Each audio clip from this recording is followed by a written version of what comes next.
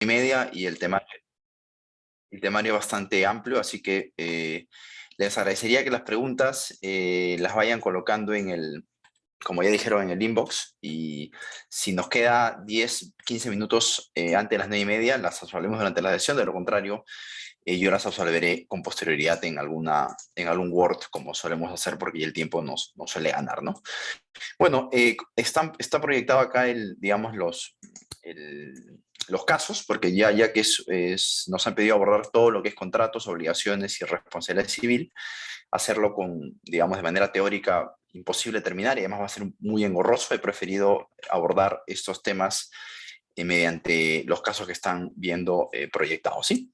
Así que bueno, empecemos ya. Primero, este primer módulo va a ser junto de contrato de obligaciones, ¿no? Y al final ya vemos el otro capítulo que es responsabilidad civil. A ver, dice, primera pregunta, ¿no? El contrato, a diferencia de los actos jurídicos, y ahí hay una serie de alternativas.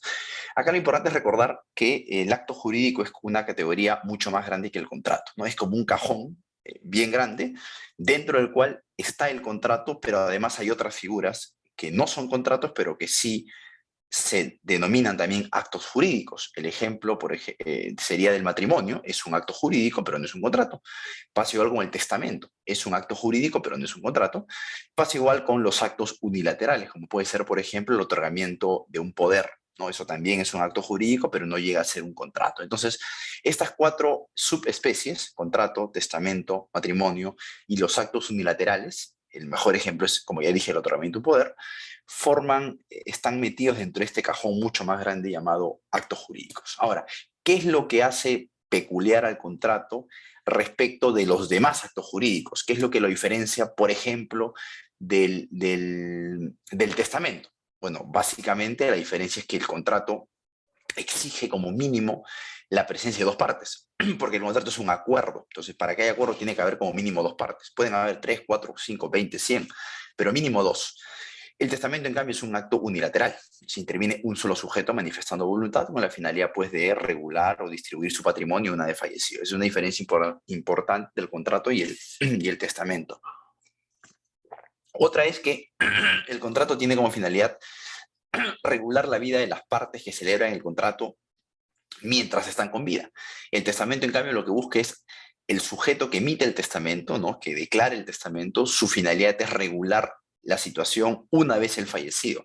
El testamento no entra en vigencia mientras el testador esté con vida, es un acto mortis causa, entonces es una segunda diferencia importante con el contrato. Ahora, ¿y qué diferencia el contrato del matrimonio? Bueno, básicamente ahí no podríamos decir que la diferencia es que el matrimonio es unilateral, porque el matrimonio, al igual que el contrato, requiere un acuerdo. La diferencia está en que el matrimonio solamente es de dos partes, y nada más que dos partes, no hay matrimonio de 3, de 4, de 5. El contrato, en cambio, es un acuerdo, como ya dije, como mínimo bilateral, pero puede ser trilateral, plurilateral, multilateral, ¿no? Entonces, es una primera diferencia con el matrimonio.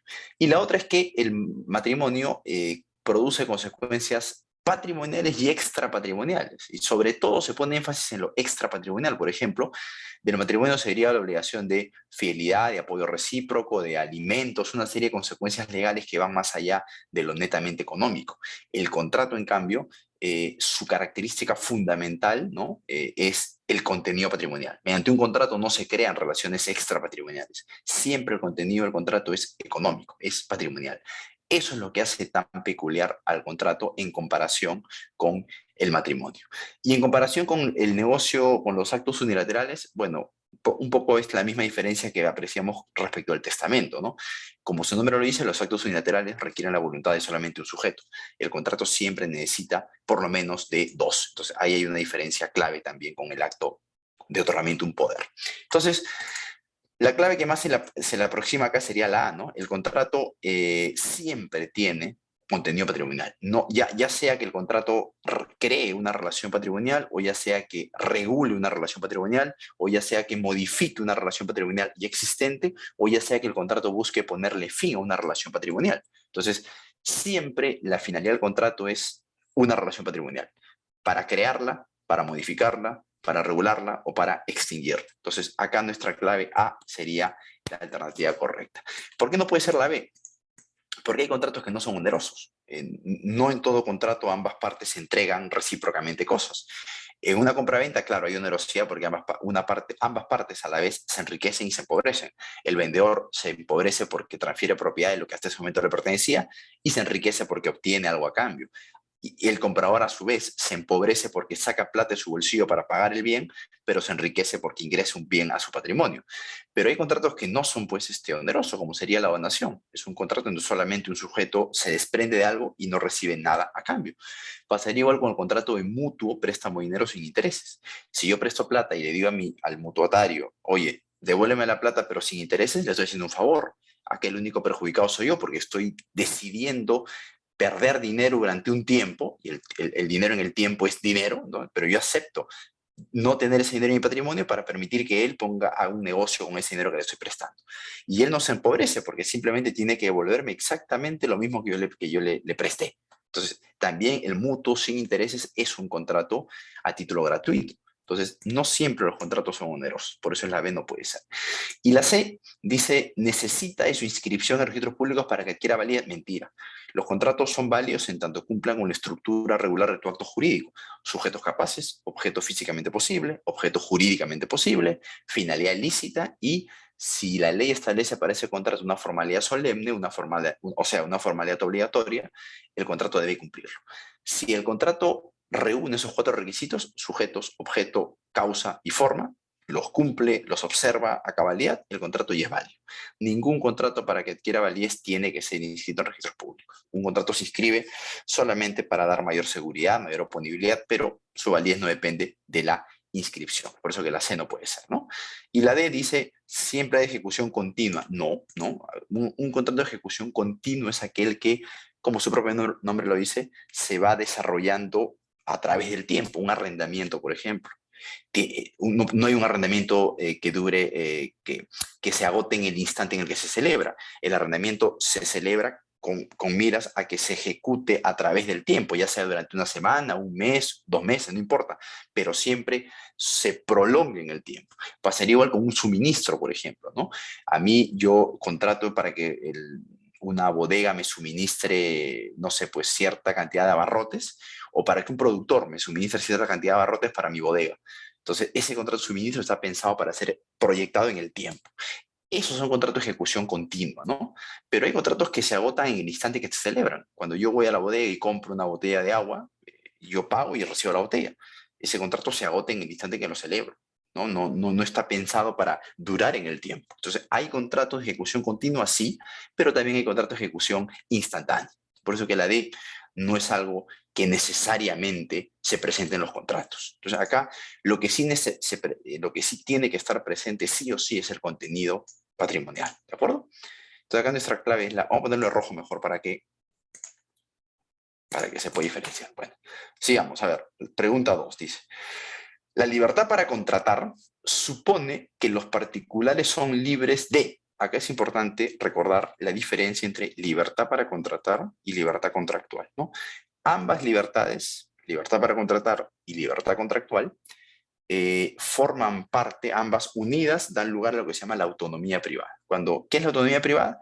Es un poder que incluye esas dos cosas, libertad para contratar y libertad contractual. ¿Qué es la libertad para contratar?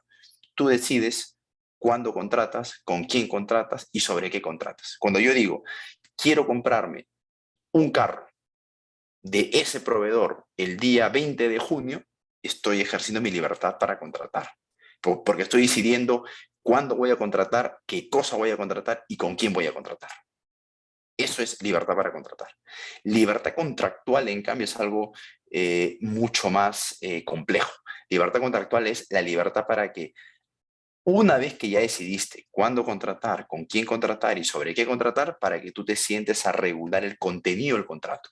Yo voy en buena cuenta, es la facultad para negociar las cláusulas. Yo quiero que el carro me lo entregues en estas condiciones, que me lo entregues, te ofrezco pagarte tanto, que me lo entregues tal día y que la escritura pública se firme tal día, por ejemplo. No lo sé. Entonces, el determinar el contenido de las cláusulas, del contenido del contrato, eso es ejercer la libertad contractual.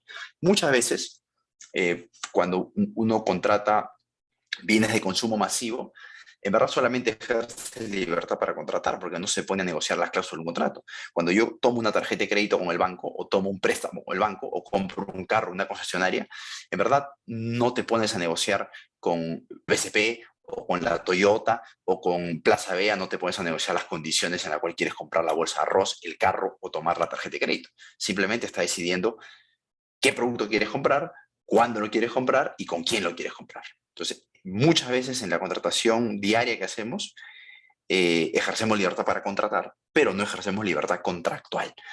Ahora, cuando tu contraparte tiene un poder de negociación muy parecido al tuyo, cuando yo quiero pues alquilar mi casa a mi vecino o a un tercero, ahí sí, como ambos somos más paritarios, ahí sí ambos ejercemos libertad contractual.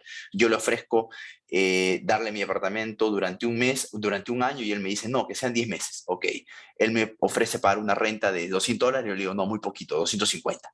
Yo le digo que la garantía tiene que ser de 3 meses, él me dice, no, mejor que sea 2 meses. Entonces, esa negociación, esa determinación del contenido del contrato que ambos estamos negociando, ahí ambos estamos ejerciendo libertad contractual, ¿no?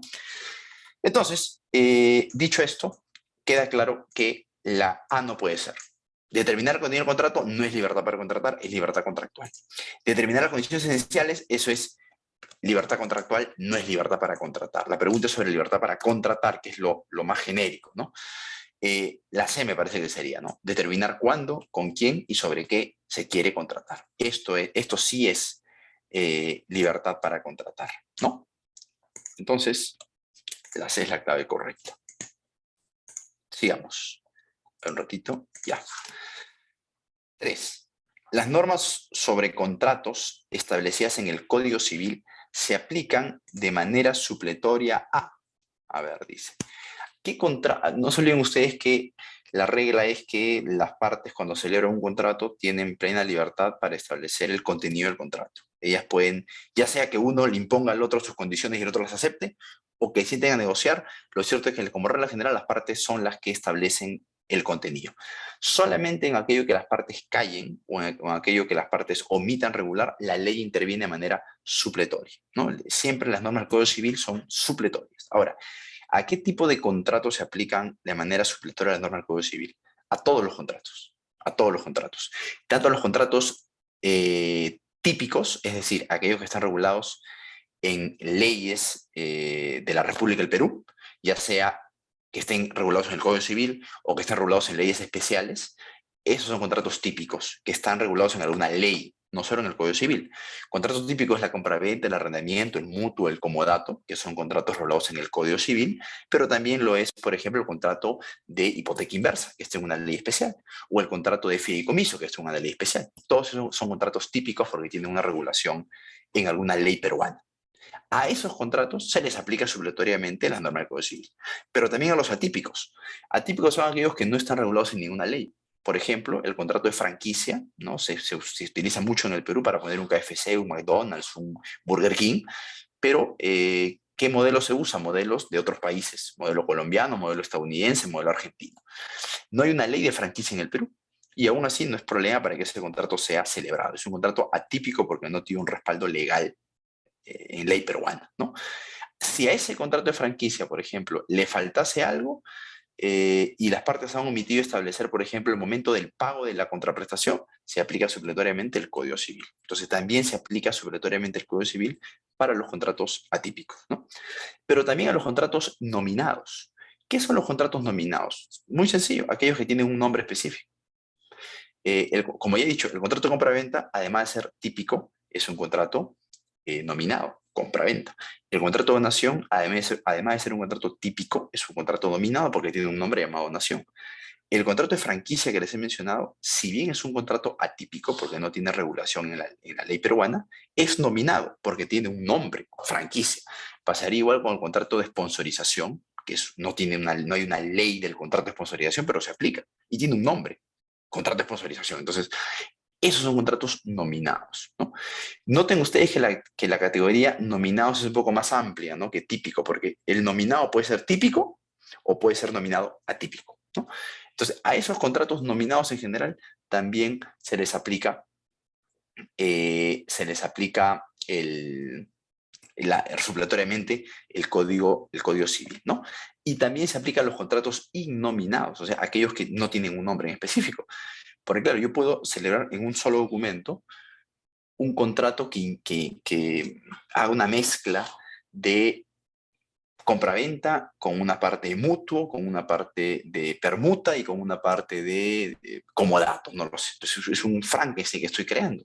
Ese contrato que engloba un poquito de cada tipo contractual distinto da lugar a un paquete que no tiene un nombre en específico, pero no deja de ser un contrato. Entonces es un contrato innominado, no tiene un nombre en particular, se llamará simplemente acuerdo privado y punto. Ahora, a ese contrato innominado también le son aplicadas las normas del Código Civil de manera supletoria, ¿sí? Entonces acá nuestra clave correcta es todos los contratos de derecho privado, incluso los innominados, se les aplican las normas del Código Civil de manera supletoria. ¿Sí? La D. A ver, ¿qué más?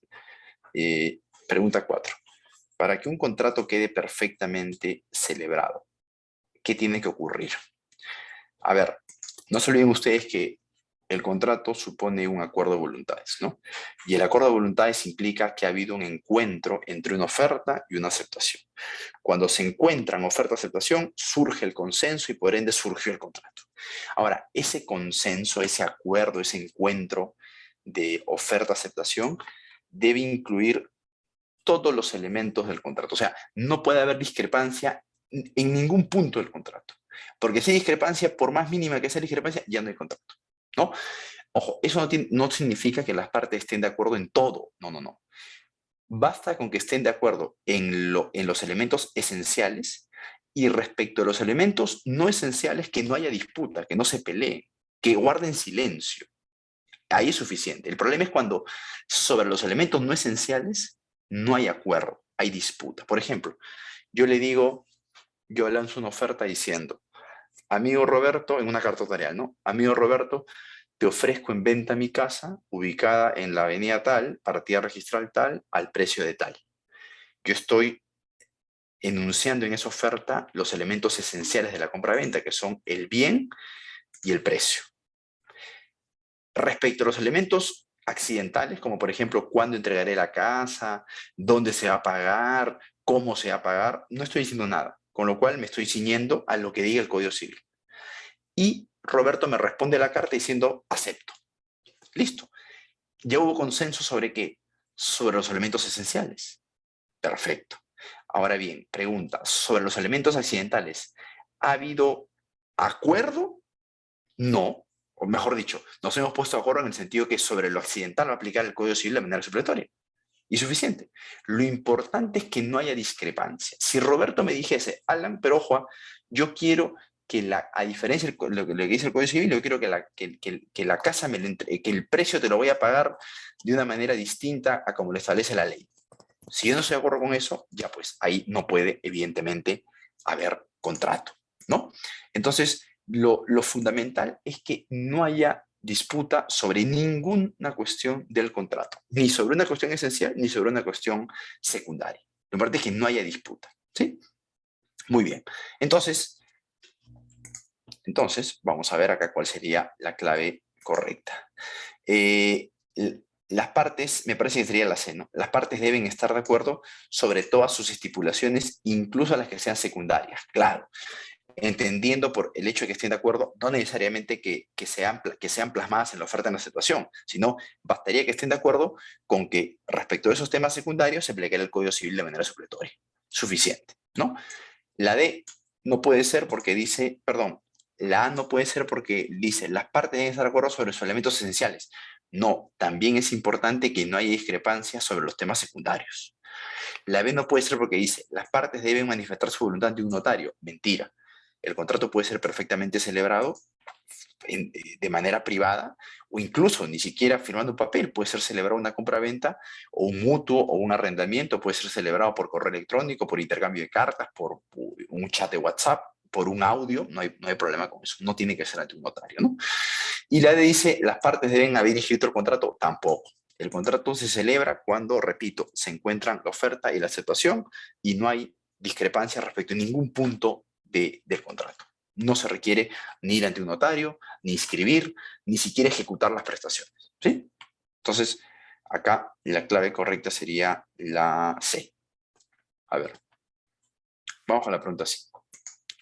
Dice, con relación a la posibilidad de que una ley afecte el contenido de un contrato cuya ejecución se encuentra en curso. Esto está pensado para cuando, digamos, yo celebro un contrato que se va a ejecutar por los próximos 5 años, ¿no?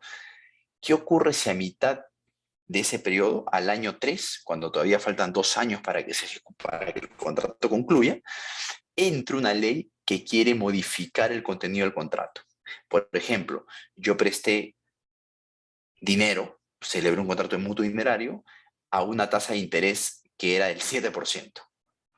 Y en ese momento, cuando firmé el contrato, la tasa estaba permitida, 7%. Pero al año 3 sale una ley que dice la tasa máxima ya no puede ser 7%. Ahora la tasa máxima es 3%. La pregunta es, ¿esa ley que ha salido mientras el contrato estaba en marcha puede entrometerse al contenido del contrato? ¿O el contrato está blindado frente a esa intromisión de las leyes que salen con posterioridad a que el contrato entró en vigencia? ¿Qué dice respecto de esto el Código Civil? A ver, recuerden ustedes, el Código Civil reconoce expresamente que la ley sí puede entrometerse en el contenido de un contrato siempre y cuando esa ley esté referida a cuestiones muy puntuales, como pueden ser cuestiones de fin social, bienestar, seguridad pública, interés público, ¿no? Cuando la ley imperativa está asociada a esas cuestiones, sí puede entrometerse en el contenido del contrato. Solamente en esos casos. No es que cualquier ley puede meterse, no. El Código Civil es muy claro cuando lo limita a ese tipo de situaciones, ¿no? Entonces, dice, a ver, el Código Civil rechaza esta posibilidad al haber consagrado la santidad contractual. No, no, no. El Código es un poco si lo dice la Constitución. La Constitución es mucho más genérica y dice, ninguna ley puede entrometerse al contenido del contrato. La Constitución es mucho más, protege mucho más al contrato. El Código Civil, por lo contrario, como he dicho, reconoce que en determinados casos la ley sí puede afectar a un contrato que ya está en marcha, ¿no? Pero repito, esa intromisión de la ley respecto a un contrato que fue celebrado antes de que esa ley entre en vigencia, esa intromisión que la ley puede realizar solamente se da en circunstancias muy, muy particulares. No puede ser siempre. Básicamente, cuando la ley trata de, como digo, de proteger el interés social, el interés público o cuestiones éticas, ¿no? Ahí es donde puede entrometerse, ¿no? Bien, entonces la A queda descartada. La B dice, el Código Civil autoriza que cualquier tipo de norma interfiera en la ejecución del contrato. No, cualquier tipo de norma, no, pues ya dije que no. C, el Código Civil reconoce que en determinados casos, por consideraciones muy específicas, léase interés social, interés público, cuestiones éticas, la ley puede imponer restricciones, o sea, puede modificar el contenido del contrato. Sí, esta es la clave correcta, ¿no? A ver. La D, ¿por qué no es? Dice, el Código Civil, al consagrar el principio de relatividad de los contratos, impide que estos sean afectados por leyes posteriores. ¿No? Esto no tiene nada que ver, ¿no? El principio de relatividad de los contratos no tiene que ver con que si una ley puede o no intrometerse en el contrato. La relatividad del contrato lo que significa es que el contrato solamente genera efectos para las partes que lo celebraron. Eso es todo lo que dice el principio de relatividad. No tiene nada que ver este principio de relatividad con el hecho de si la ley puede o no intrometerse. Por ejemplo, si mi hermano se presta plata de un banco y mi hermano no paga la deuda, el banco no me puede embargar a mí mi casa, porque yo no he sido parte de ese contrato. Yo no intervine en el contrato ni como mutuatario que recibí el préstamo, ni como aval de mi hermano, ni como fiador de mi hermano. Entonces yo no fui parte de ese contrato a mí no me toca. Por ende, mi patrimonio no me lo toca. Eso es lo que establece la relatividad de los contratos, que no tiene nada que ver, repito, con el tema de la santidad contractual. La santidad contractual sí está vinculada al hecho de si la ley puede o no entrometerse en un contrato que está en marcha. ¿De acuerdo? Bueno, a ver, sigamos. Pregunta 6 dice, además del pago, existen otras formas en que una obligación puede extinguirse. Claro, recuerden ustedes que las obligaciones, la forma típica en la que una obligación se extingue es cuando el deudor paga la deuda. Paga y la obligación se extingue. Pero hay otras formas de extinción que no dependen del pago. La pregunta dice, señale cuál de las siguientes alternativas hace referencia a alguna de esas formas de extinción. A ver, veamos. Mutuo disenso, eso es correcto, claro. Con el mutuo disenso, las obligaciones se extinguen pese a que no ha habido un pago. Por ejemplo, yo tomé en arrendamiento una casa hasta diciembre de este año, ¿no? Y debo pagar una renta de $1.000 mensuales, ¿no? Entonces, según ese contrato, yo estoy obligado a pagar $1.000 desde hoy, que es todavía estamos abril, hasta diciembre. Esa es mi obligación. Pero si el propietario me dijese, Alan, ¿sabes qué?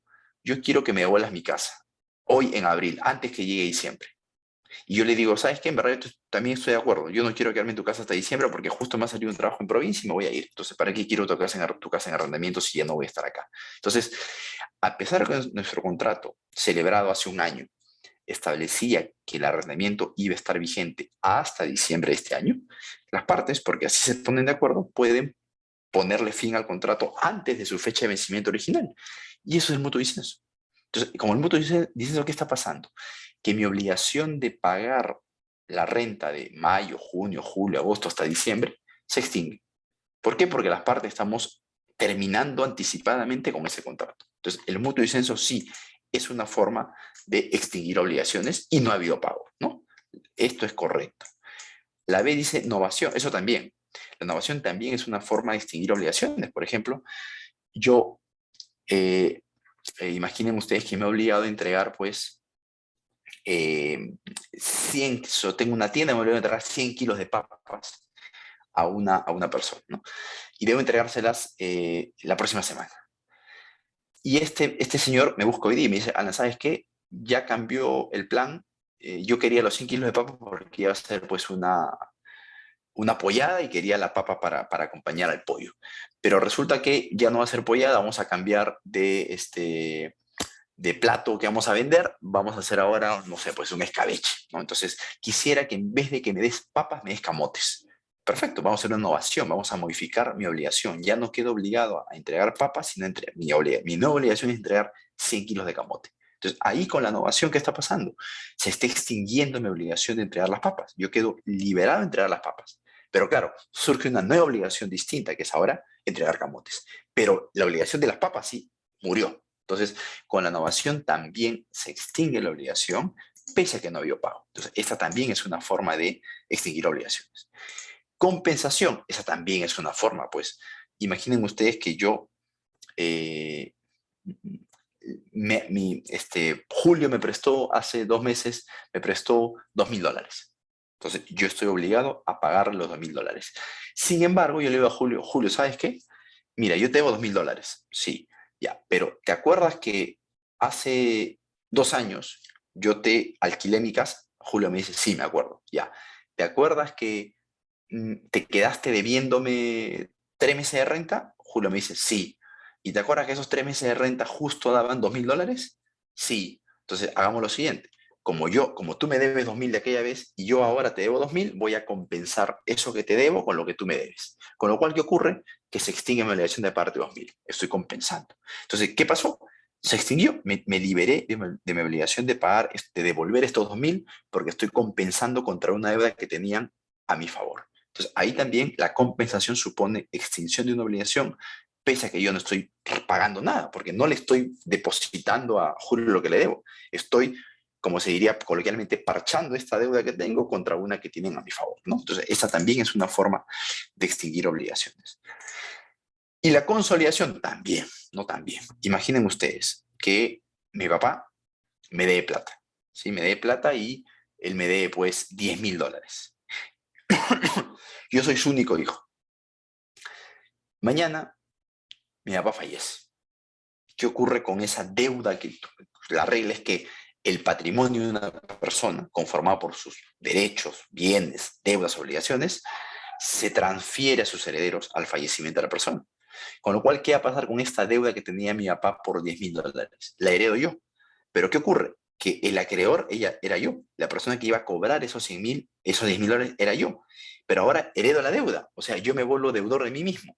Eso es un absurdo, evidentemente. Yo no voy a estar cobrando a mí mismo ni me voy a estar pagando a mí mismo.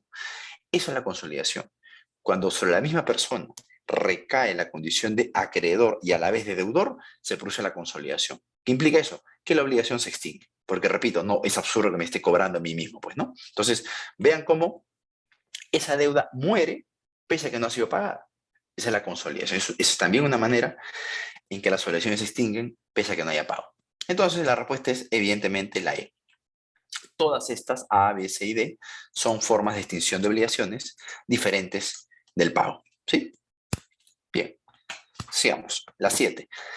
Dice, cuando una de las partes de un contrato ha asumido la obligación de dar, acá es un error mío, la obligación, no, está bien, de hacer entrega de un bien cierto, ¿sí? O simplemente de dar un bien cierto, y este último se destruye, imposibilitándose con ello que dicho deudor pueda cumplir con su obligación, la pregunta es, ¿qué efecto se deriva de esa situación? A ver, vamos por partes. Dice, cuando una de las partes de un contrato ha asumido la obligación de dar un bien cierto. ¿Qué es un bien cierto? Es un bien que ha sido perfectamente identificado ya.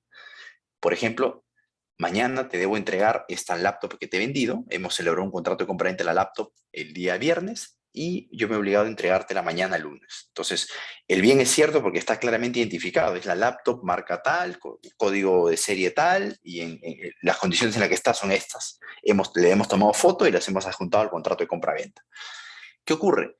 Que el bien se destruye. Por ejemplo, hoy hay un incendio en mi casa y la laptop desaparece. O hay pues, la laptop se cae, pues, cuando estoy estaba con mi carro yéndome de paseo y en una mala maniobra choqué y la laptop cayó y un camión vino y la pisó. El bien se destruyó, ¿no? Eso genera, pues, la imposibilidad de que yo mañana pueda cumplir con la entrega de la laptop. ¿Qué consecuencia genera que se haya vuelto imposible la ejecución de la prestación? Vamos a ver. Dice, clave A. El deudor, que sería yo, que me obligó a entregar la laptop, siempre queda obligado al resarcimiento. No, esto no es así. Alan, pero ¿cómo no? Si te estás incumpliendo. Es que, ojo, si la laptop se hubiera destruido por culpa mía, totalmente de acuerdo con que yo debo resarcirlos a ustedes que son los afectados. Pero puede ser que yo no haya tenido la culpa. Vino un loco, fue un ladrón, se metió a mi casa y destruyó la laptop. O puede ser incluso que haya sido culpa de ustedes, que eran los acreedores. Ustedes vinieron hoy a mi casa porque somos amigos y me pidieron la laptop para maniobrarla, para ver, y se les cayó, pues, del octavo piso se les cayó a la calle y se destruyó la laptop. Entonces, si el bien se ha destruido sin culpa del deudor, ya sea por hecho de un tercero o por culpa del propio acreedor, el que tenía el derecho a recibir la mañana, yo como deudor no tengo por qué resarcir los daños. Entonces, la A es incorrecta porque dice siempre queda obligado. No, no siempre. Queda obligado si es que el bien se hubiese destruido por culpa suya. Entonces, la A es incorrecta. La B, el contrato queda resuelto. Esto es correcto, claro. Porque si el bien se ha destruido, es imposible que yo ejecute el contrato. No, no voy a poder cumplir con mi obligación, así yo quisiera. El bien ya no existe más, ya no existe. Entonces, el efecto natural es que el contrato se resuelve, el contrato deja de ser vinculante para ustedes y para mí. No hay más contrato. Esa es una consecuencia típica de esta situación. Esto es lo que se llama imposibilidad sobrevenida de la prestación. ¿Por qué sobrevenida? Porque cuando se celebró el contrato el día viernes era perfectamente posible que el contrato ejecute, porque la laptop existía, yo la tenía acá en mi escritorio, pero luego de la celebración del contrato, o sea, de manera sobrevenida a la fecha de celebración, la obligación se volvió inexigible porque se destruyó el bien. Entonces, esto, repito, es lo que se conoce como imposibilidad sobrevenida de la prestación, o, si quiere llamarlo de otra manera, imposibilidad sobrevenida del cumplimiento del contrato. ¿Qué efecto genera eso? Que el contrato se resuelve. No hay más vuelta que dar, ¿no? La clave es la B. Pero vamos a ver por qué no es la C. Dice, el deudor, o sea, yo, siempre pierde el derecho a la contraprestación. No, pues, no necesariamente. Claro, si la laptop se destruyó por culpa mía, yo, pues, estaba tipeando ahí en la noche y de molesto a la agarré y la tiré al piso, evidentemente, pues, el contrato queda resuelto, y evidentemente en ese caso ustedes no van a tener que pagarme nada por la laptop. Si no les voy a dar nada yo, ustedes no me van a pagar tampoco. Es correcto que yo no tengo derecho a cobrar la contraprestación.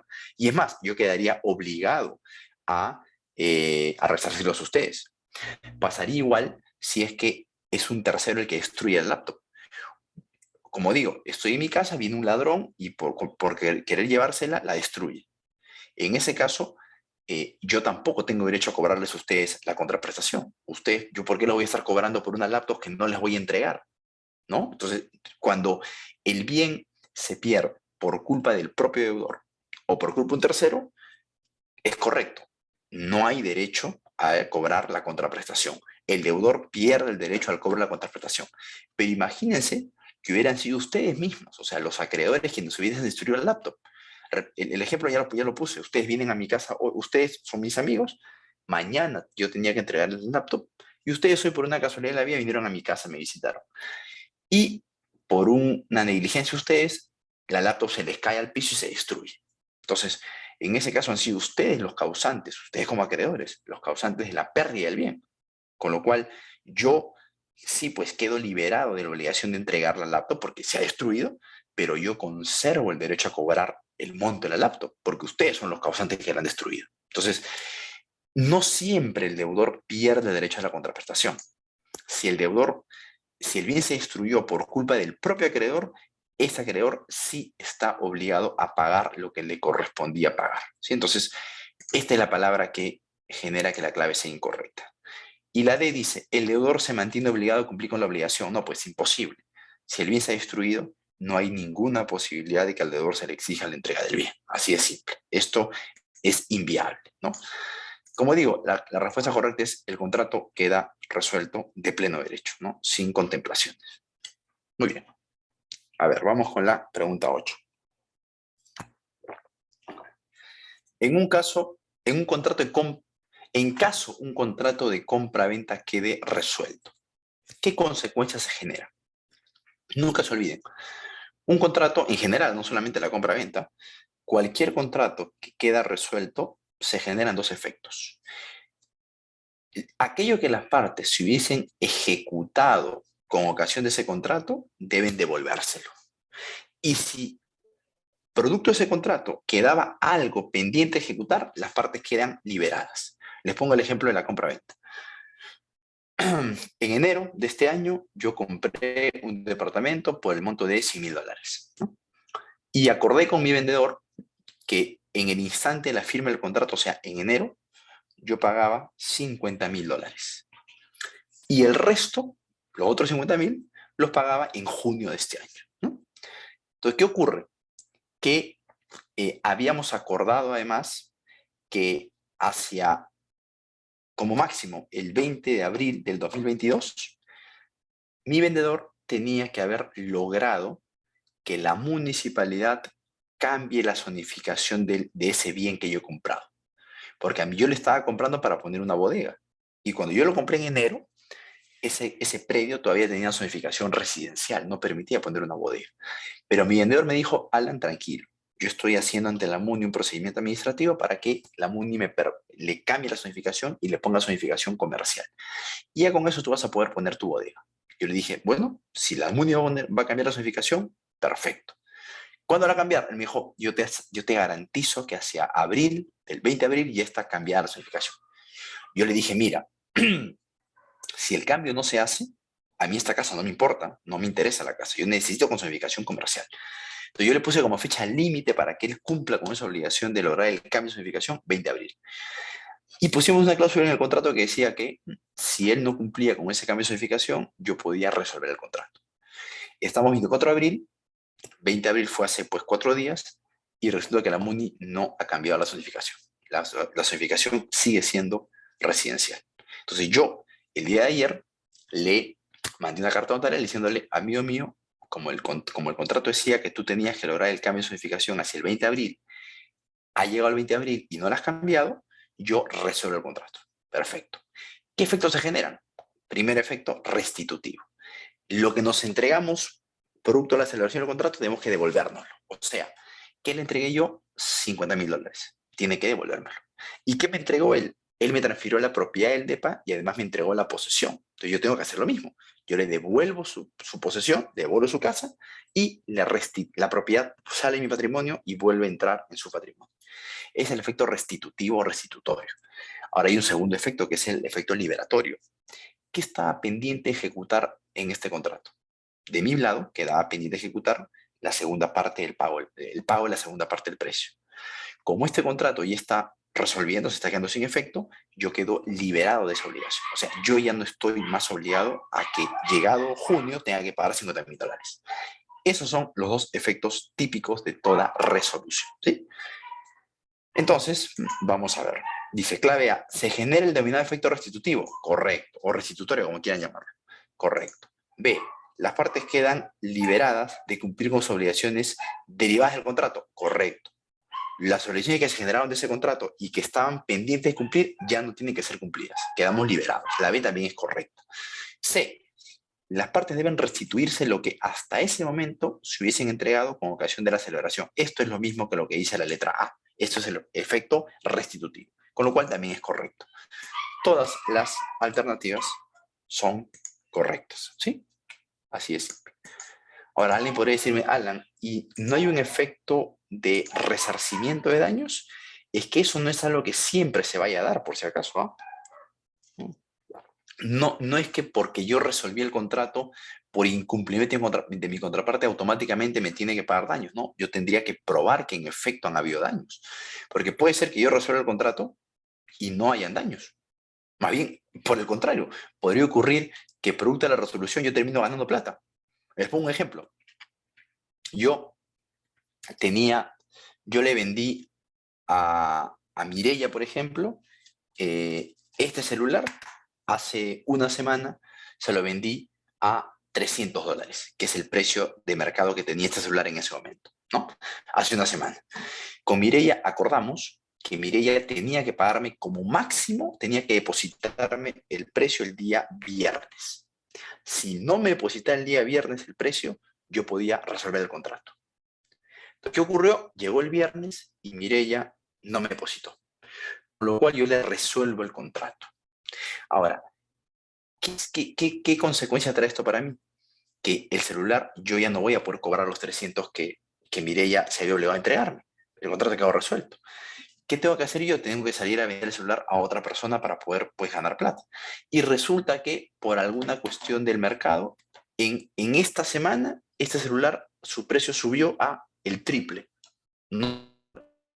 Con lo cual, la resolución me ha convenido. Porque si el contrato era ejecutado de formalidad, yo hubiera entregado el celular a cambio de 300. Ahora que Mireia incumplió y yo resolví el contrato, yo evité entregar el celular por 300 y más bien he quedado liberado, he quedado con la posibilidad de mañana salir al mercado y vendérselo a cualquiera a 900, que es lo que la gente está pagando ahora. Entonces vean cómo la resolución me generó un beneficio, porque yo pues puedo salir a vender el bien a un precio mucho mayor del que se lo hubiera vendido a Mireia. Entonces, ese es un caso donde la resolución no genera daño. Entonces, no hay que pensar que siempre la resolución del contrato va de la mano con los daños. No. Hay resoluciones que generan daños, los daños deberán ser probados para que puedan ser pagados. Si yo no puedo probar que me ha generado un daño, simplemente no habrá lugar al resarcimiento de los daños, ¿no? Muy bien. Ahora vamos con la pregunta 9. Dice, con relación a la resolución por intimación, marca la alternativa correcta. A ver, ¿qué es esto de la resolución por intimación? Recuerdan ustedes que la resolución puede darse sin necesidad de hacer una demanda judicial o arbitral, ¿no? La resolución puede darse de manera extrajudicial, por autoridad de las propias partes, ¿no? Una forma de que se dé la resolución de manera extrajudicial es esta que ven en el caso, que es la resolución por intimación. Cuando mi contraparte no está cumpliendo con lo que el contrato manda que cumpla, yo le envío una carta notarial diciéndole, amigo mío, tienes 15 días para ponerte al día con lo que estás incumpliendo. Si vencido los 15 días no te pones al día, el contrato queda resuelto automáticamente. Entonces, ¿qué ocurre? Pasan los 15 días y él no ha cumplido, el contrato ya murió. Esa es la regla. Ojo, no es que pasan los 15 días y yo tengo el derecho de decidir si le mando una segunda carta resolviendo o si no resuelvo. No, eso ya no depende de mí. Vencidos los 15 días, automáticamente el contrato quedó muerto. Muchos piensan que hay que mandar una segunda carta comunicándole tu decisión de resolver el contrato. No, la resolución es inmediata si luego de los 15 días mi contraparte no cumplió. Eso es muy importante, ¿eh? Ahora, otro tema importante. Esta resolución, para poder resolver de esta manera, mandando la carta, dando 15 días, ¿no? ¿El contrato tiene que darme esta posibilidad? No. Esta es una forma de resolución que aplica para cualquier contrato. No tiene que haber una cláusula en el contrato que diga las partes podrán resolver el contrato por intimación. No. Este es un tipo de resolución extrajudicial que aplica para todos los contratos, independientemente de si este contrato reconoce este derecho al acreedor o no lo reconoce. Es, como regla general, aplicable a todos los contratos. La otra forma de resolución que sí tiene que estar pactada para poder ser ejecutada es la cláusula resolutoria expresa. Ahí sí, en ese modo de resolución, que es mediante cláusula resolutoria expresa, ¿cuál es la ventaja? De que tú resuelves con la primera carta, no tienes que darle ni un día, ni 2 días, ni 15 días, ni nada de tiempo. Le mandas la carta y ya con esa carta haces el contrato. No es necesario darle ningún plazo para que regularice, para que se ponga al día. Entonces, la resolución por cláusula resolutoria expresa es mucho más fuerte que la resolución por intimación. Porque, repito, con el solo envío de la carta ya el contrato queda muerto, queda resuelto. No es necesario darle ningún plazo. Pero ahora, para que puedas utilizar la resolución por cláusula resolutoria expresa, sí es necesario que tu contrato expresamente regule esa posibilidad. Por algo se llama cláusula resolutoria expresa. Debe haber una cláusula en el contrato que regule esa alternativa. Si el contrato no regula la cláusula resolutoria expresa, tu única forma de resolver será por intimación. ¿Sí? Mucha atención con eso. Bueno, a ver, vemos la clave correcta. Dice, clave A. ¿Aplica únicamente para los contratos que expresamente han regulado este tipo de resolución? No, ya dije que no es necesario regularla, aplica de manera genérica para todos los contratos. La A no puede ser. B. El afectado por el incumplimiento debe otorgarle a su contraparte necesariamente un plazo de 15 días para que subsane dicho incumplimiento. Error. Alan, ¿cómo que no? No tienes que darle necesariamente 15 días. No puedes darle menos de 15 días, pero si quieres puedes darle 18, 20, 30, 60 días. Decisión tuya.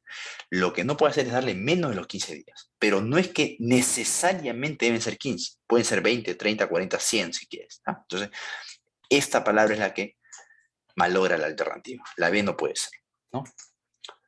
La C dice, si vencido el plazo otorgado a la parte incumplidora para que regularice el cumplimiento. Ya, venció el plazo que tú le diste y persiste su incumplimiento. El afectado, o sea, el que envió la carta resolutoria, debe remitir una segunda carta dando a conocer su decisión. No, ya, como ya dije, no es necesario una segunda carta. Con el solo paso del tiempo que le diste, ya el contrato se quedó muerto. Ahora, por un tema de costumbre, las partes suelen mandar una segunda carta solamente para, oye, te informo por si acaso que tu plazo que te di venció el día lunes y en ese instante el contrato quedó resuelto. ¿Ah? Con esta carta no es que estoy resolviendo, o sea, con esta segunda carta que te estoy enviando ahora no es que estoy resolviendo, te estoy comunicando simplemente que el día que venció el plazo el contrato murió, para que no vayas a pensar que seguimos vinculados. Eso es algo que se hace, ¿no? Pero repito, hay que dejar muy en claro en esa segunda carta que no es que con la segunda carta yo esté resolviendo, no. Simplemente le informo que el contrato murió cuando venció el plazo. Punto. ¿Sí? Para no tener problemas después a nivel judicial o arbitral.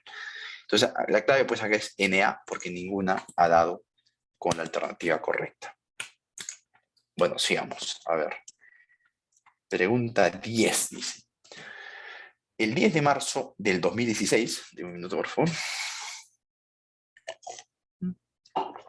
El 10 de marzo del 2016, A vende una casa a B por el precio de 1.000.000 de soles. ¿Ya?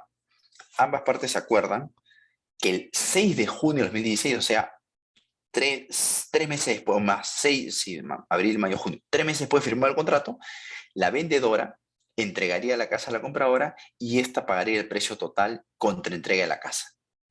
Bien, o sea, en buena cuenta, celebran el contrato en marzo, pero acuerdan que el contrato se va a ejecutar, o sea, las obligaciones se van a cumplir recién en junio. En junio, el vendedor entrega la casa y en junio el comprador, en simultáneo, paga el precio. Perfecto, ¿no? Muy bien. El 30 de junio, ojo, esto debió darse el 6 de junio. O sea, el 6 de junio de 2016 debieron haberse juntado las partes para entregar la casa y para pagar el precio. Aparentemente no pasó eso. ¿Por qué? Porque el 30 de junio, A, que es el comprador, perdón, A es el vendedor, ¿no? Sin haber entregado la casa, demanda a B para que B le pague el precio adeudado. ¿Qué puede hacer B frente a eso? Esto es muy simple, ¿no? Cuando un contrato establece que las prestaciones deben ejecutarse en simultáneo, yo te doy y tú me das, si alguna de ellas no cumple con lo que le corresponde, tampoco puede pretender exigirle al otro que cumpla. Y es acá lo que está haciendo A. A, si quiere que se le pague, ¿qué tiene que hacer? Entregar la casa. Pero acá, Vivazo, lo que A busca es que se le pague y él no entregar la casa. Entonces, cuando eso ocurre, cuando una de las partes quiere que se cumpla a su favor, pero él no quiere cumplir lo que le corresponde, la parte demandada puede plantear lo que se llama la excepción de incumplimiento. Un poco la idea, la esencia de esta defensa es, oye, ¿cómo pretendes que yo cumpla si tú mismo no has cumplido con lo que te corresponde? Muy sencillo. Mientras tú no cumplas, yo no cumplo. Punto. Así de simple. Esa es la famosa excepción de incumplimiento, ¿no? Por ejemplo, un contrato de arrendamiento, ¿cómo sería eso?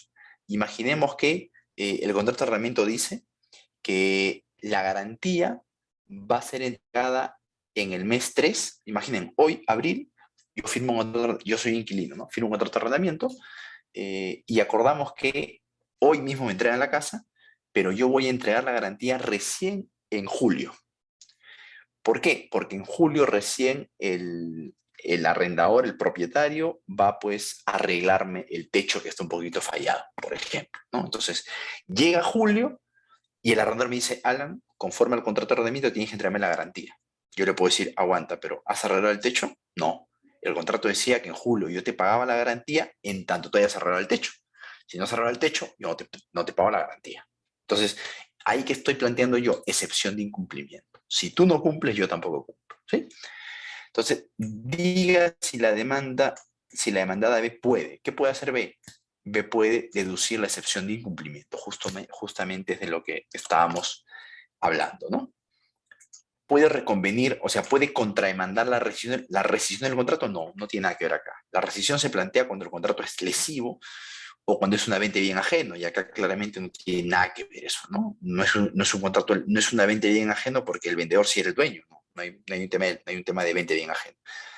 Y tampoco hay un tema de lesión contractual porque nadie se ha aprovechado de nadie, ¿no? El caso simplemente dice que es un contrato bien celebrado donde lo que ha pasado es que las partes no han cumplido con sus obligaciones, pero no es que ha habido, no es que ha habido el aprovechamiento de una de las partes del estado de necesidad de la otra parte, no tiene nada que ver acá la rescisión. De alegar la extinción de la obligación, no, tampoco. No. Acá nadie ha resuelto el contrato. El contrato es perfectamente posible de ser ejecutado, ¿no? Con lo cual, es una defensa mucho más suave esta excepción de incumplimiento, ¿no? No es como la resolución que termina por matar al contrato, ¿no? Bueno, la vez la. A ver, vamos con la 11. Dice, Mario donó el inmueble de su propiedad a favor de Manuel. O sea, Mario donante y Manuel es el donatario, el beneficiario, ¿no? El contrato se hizo por minuta con firmas legalizadas. ¿Ya? Ojo que acá hay un problema, ¿no? Si estamos hablando de la donación de un inmueble, ¿no? Donación de inmueble. Esto quiere decir que este contrato necesariamente tiene que hacerse por escritura pública. Si no se hace por escritura pública, el contrato es nulo. Entonces, esto es lo que está pasando acá.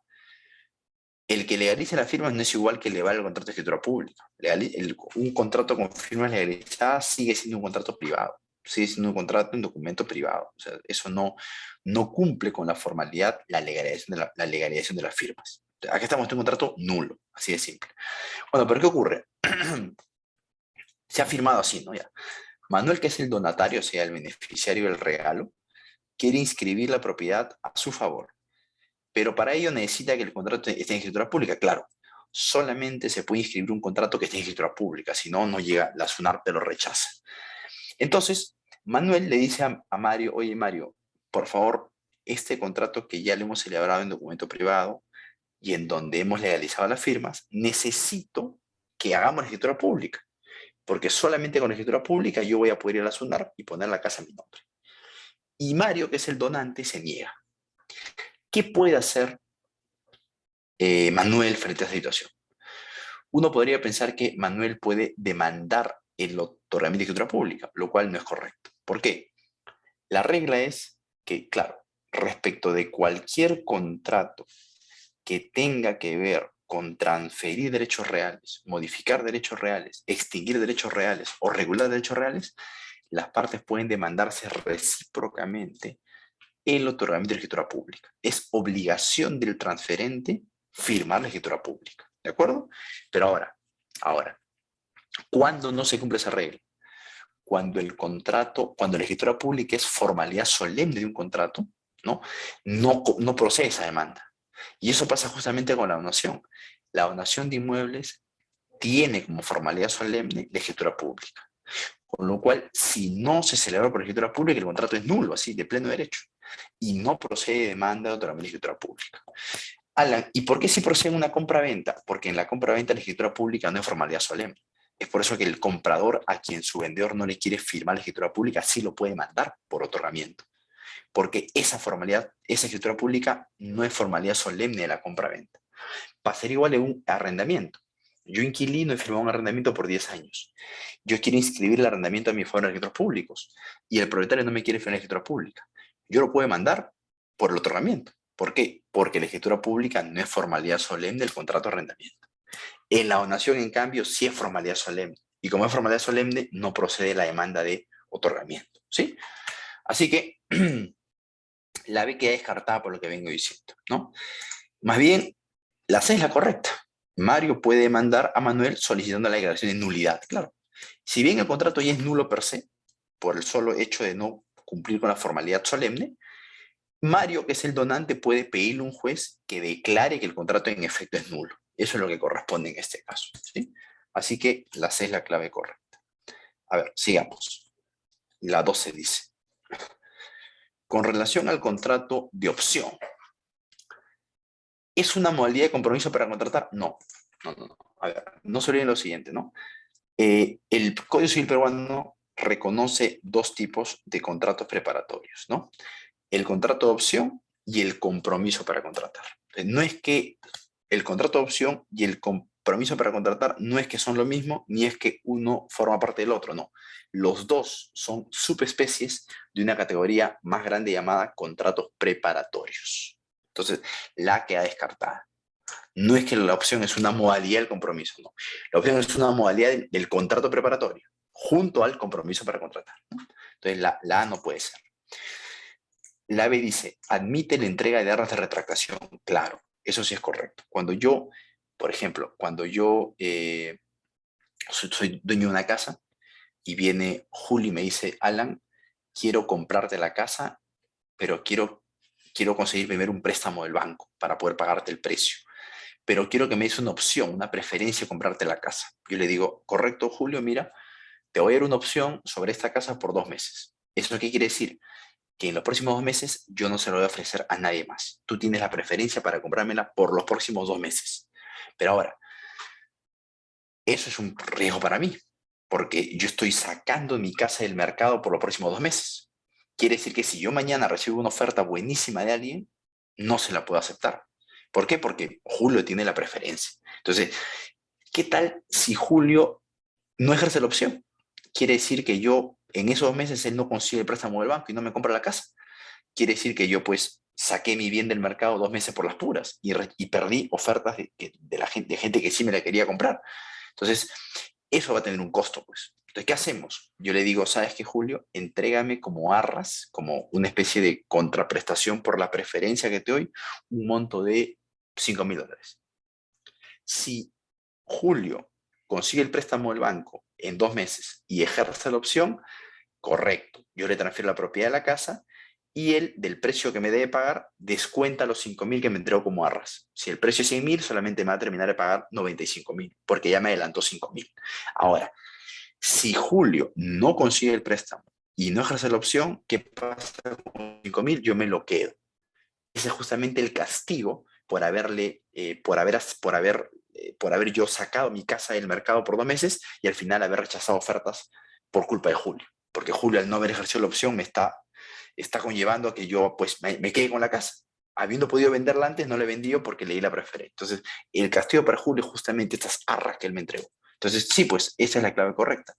El contrato opción admite esta figura de arras de retractación. ¿De acuerdo? ¿Por qué no puede ser la D? El plazo máximo es de 1 año, ¿no? La opción puede ser, yo le puedo dar una opción a alguien por 1 año, por 2 años, por 5 años, por 10 años, total libertad. Lo que la ley dice es que si no se pone un plazo a la opción, se entiende que la preferencia se le da por 1 año a la contraparte.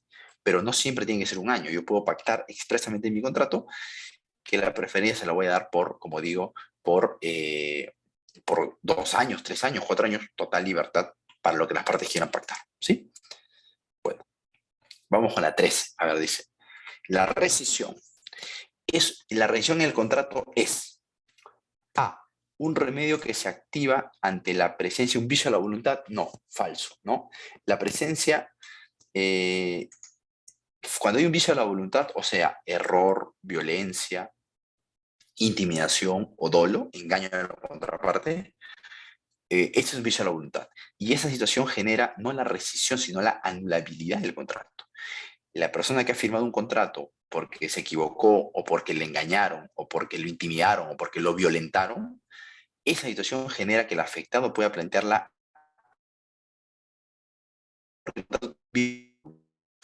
anulable. Entonces, la rescisión no tiene nada que ver con un vicio a la voluntad. La clave A es incorrecta, ¿no? La clave B dice, la rescisión es un remedio que protege a una de las partes frente al incumplimiento de la otra. Falso, tampoco. El remedio que protege a las partes frente al incumplimiento de la otra es básicamente la resolución. Cuando una parte incumplió con sus obligaciones, el afectado resuelve el contrato, no es que lo rescinde. Entonces, acá tampoco es la clave correcta. La C dice, aplica en los casos de lesión contractual. Correcto, esa sí es la clave exacta, ¿no? Cuando una de las partes sabe que la otra está contratando, por ejemplo, yo sé que mi contraparte está vendiéndome su carro porque necesita el dinero, porque necesidad, esa estabilidad de que lo está llevando a vender su carro a $2.000 cuando realmente en circunstancias normales valdría $10.000. Entonces yo me aprovecho de la situación del vendedor y en ese estado de necesidad le compro su carro a un valor por debajo de lo que normalmente valdría. Entonces este aprovechamiento del estado de necesidad de mi contraparte hace que estemos ante un contrato lesivo. Entonces, ¿qué puede hacer mañana el vendedor si quiere recuperar su carro? Tiene que demandar la rescisión del contrato. Entonces, la rescisión sí es el remedio frente a la lesión contractual. Para cada problema en un contrato hay un remedio. Cuando hay un vicio a la voluntad, el remedio es la anulabilidad. Cuando hay un incumplimiento, el remedio es la resolución. Y cuando hay una lesión, el remedio es la rescisión. Sí, hay que tener mucho cuidado con eso. Entonces, la clave correcta es la C. De un minuto. Ya, ahora. La D dice, ¿es el remedio ante la excesión de velocidad? No, falso. ¿Cuándo hay excesión de velocidad? Cuando el contrato se ha hecho muy caro de cumplir para una de las partes. Y ahí el remedio es pedir que se adecúen las prestaciones o en todo caso la resolución. Por ejemplo, yo antes de la pandemia me obligué a entregar 10.000 mascarillas a un precio unitario de cada mascarilla de 30 céntimos, que es lo que valía. Entonces yo importaba mascarillas a un precio muy bajito y las vendía a 30 céntimos y estaba mi margen de ganancia. Pero salió la pandemia, ocurrió la pandemia y ahora importar mascarillas pues no me cuesta 30 céntimos, me cuesta pues 30 soles cada mascarilla. Entonces, si yo las vendo a 30 céntimos cuando me ha costado importarlas a 30 soles, es evidente que este contrato es desproporcionado. Entonces, es un contrato con excepción de la prestación. ¿Cuál es el remedio frente a la situación? Pedirle a mi contraparte para que no me pague 30 céntimos, sino que me pague lo que realmente vale la mascarilla hoy que se la estoy entregando. Y si no quiere, bueno, el contrato se resuelve. Entonces, frente a esa situación de excesión de velocidad, la situación ya no es, el remedio no es, repito, la rescisión, es demandar a tu contraparte para que te pague más o, en todo caso, la resolución, ¿no? Ahora, en un caso de lesión, ¿qué pasaría si yo que compré el carro, aprovechándome de mi contraparte, se la vende un tercero? Bueno, si el tercero no estaba enterado de que el contrato precedente era un contrato lesivo, el tercero, al ser de buena fe, no tiene por qué verse afectado por el remedio de la rescisión. O sea, si el bien pasa a mano de un tercero, ya el contrato que yo haría con el tercero, yo compré el carro mediante un contrato lesivo, pero yo se lo vendo al tercero mediante un contrato normal. Ese tercero no puede verse afectado por el problema que hubo en el primer contrato. Al ser de buena fe, él va a mantener su adquisición, ¿no?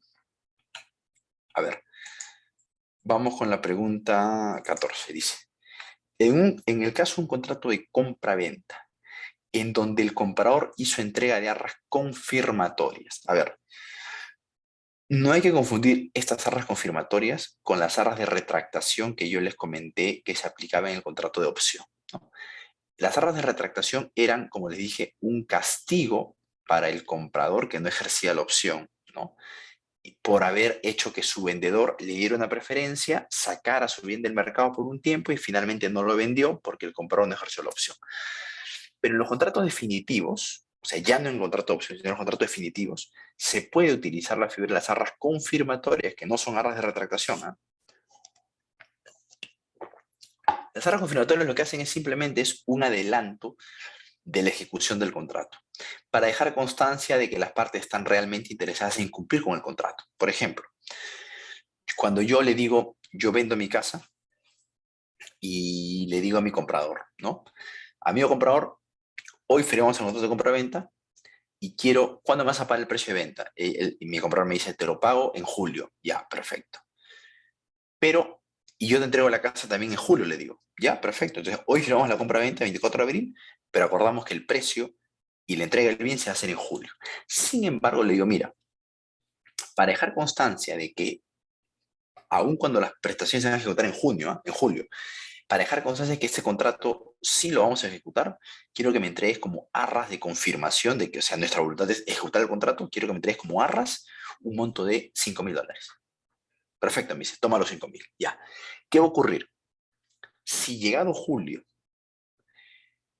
yo le entrego la casa y él me paga el precio, o sea, si todo se ejecuta como fue planeado, los 5.000 forman parte del precio. ¿Cuánto era el precio de la casa? $100.000. Ya, perfecto. O sea, con lo cual él me va a decir, Alan, en julio me va a decir, ¿te acuerdas que en abril te entregar las confirmatorias por 5.000? Sí. Bueno, eso se imputa al precio. ¿Cuánto falta que te pague? 95.000. Ya. Entonces, las arras confirmatorias se imputan al precio si es que el contrato se ejecuta con total normalidad. Ahora, ¿qué tal si llega julio y yo le digo, amigo comprador, tengo la casa lista para entregártela? ¿Dónde está mi plata? Él me dice, no, no te puedo pagar el precio porque no conseguí la plata. Perfecto. El contrato se resuelve, pero las arras me las quedo como un castigo frente a ti. Esa es una segunda posibilidad. Cuando el que entregó las arras, o sea, el comprador, incumple, el vendedor se queda con sus arras. Cuando el contrato se ejecuta con normalidad, las arras se imputan al precio de venta. Ahora, tercera posibilidad. Llega julio y el comprador me dice, Alan, acá tengo el cheque por $95.000 para pagarte el precio que falta. Y yo le digo, amigo mío, lo siento, no te puedo entregar la casa porque me la han invadido. Perfecto, yo estoy incumpliendo. ¿Qué puede hacer el vendedor? Perdón, ¿qué puede hacer el comprador? Él me puede resolver el contrato y evidentemente, pues, eso implica que él ya no me tiene que pagar los $95.000. Perfecto. Evidentemente, yo ya no lo voy a entrar a la casa. ¿Y qué pasa con sus arras? No solamente se las tengo que devolver, sino que se las devuelvo duplicadas. Entonces, esas son las tres alternativas con las arras confirmatorias. Si el contrato ejecuta con normalidad, primera alternativa, la primera posibilidad, el contrato ejecuta como fue planeado. Las arras se imputan al precio de venta. Segunda posibilidad, el comprador no cumple con pagar el precio de venta. ¿Qué pasa? El vendedor se queda con las arras. Y la tercera posibilidad es el vendedor quien no cumple. ¿Qué tiene que hacer? Tiene que devolver las arras duplicadas. Así de simple. Son las tres alternativas. Bueno, veamos cuál es la correcta. Dice, las arras deben ser imputadas al precio en caso el contrato se cumpla con normalidad. Correcto. Esta es la clave correcta. Vamos a ver qué más. La B, ¿por qué no puede ser? El vendedor debe devolver las duplicadas en caso su contraparte incumpla. No, pues al revés. Si es el comprador quien incumple, el vendedor no las devuelve. Se queda con las arras. La B no puede ser, es incorrecta. La C dice, el comprador tiene derecho a que las arras le sean devueltas en caso el contrato se ejecute con normalidad. No, no, no. Si el contrato se ejecuta con normalidad, esas arras se quedan con el vendedor, pero formando parte del precio de venta. O sea, el comprador paga menos, ¿no? Descuenta lo que ya entregó como arras. La C no puede ser. La D dice, el vendedor tiene el derecho de apropiarse de las arras y además cobrar la totalidad del precio de venta en caso el contrato se ejecute con normalidad. No, pues. Si el precio fue $100,000, yo no puedo decirle, amigo comprador, págame 100 y además me quedo con tus arras, porque estaría cobrándole 105,000. Y eso no hay sentido para eso. Si me entregó arras y me quiere cumplir el contrato con normalidad, las arras se imputan al precio. Punto. Entonces la D no es correcta por lo que les vengo señalando. Digamos, a ver. Dice, Enrique vende a Elena una casa mediante documento privado de fecha 15 de marzo de 2016. Esa es la fecha importante. Este contrato se elevó a escritura pública el 15 de marzo de 2017, o sea, un año después. Muy bien. En el contrato se mencionó que la casa está hipotecada a favor del banco X, pero no se hizo referencia al embargo inscrito en esa misma partida a favor del banco Z. Bueno, ojo que en principio no hay ningún problema con que se vende una casa que esté hipotecada ni una casa que esté embargada, ¿no? El Código Civil claramente dice que el objeto de un contrato puede ser un bien que está grabado, un bien que está embargado, no hay ningún problema con eso. No hay ninguna ilegalidad por vender un bien que está con cargas, con gravámenes, ¿no?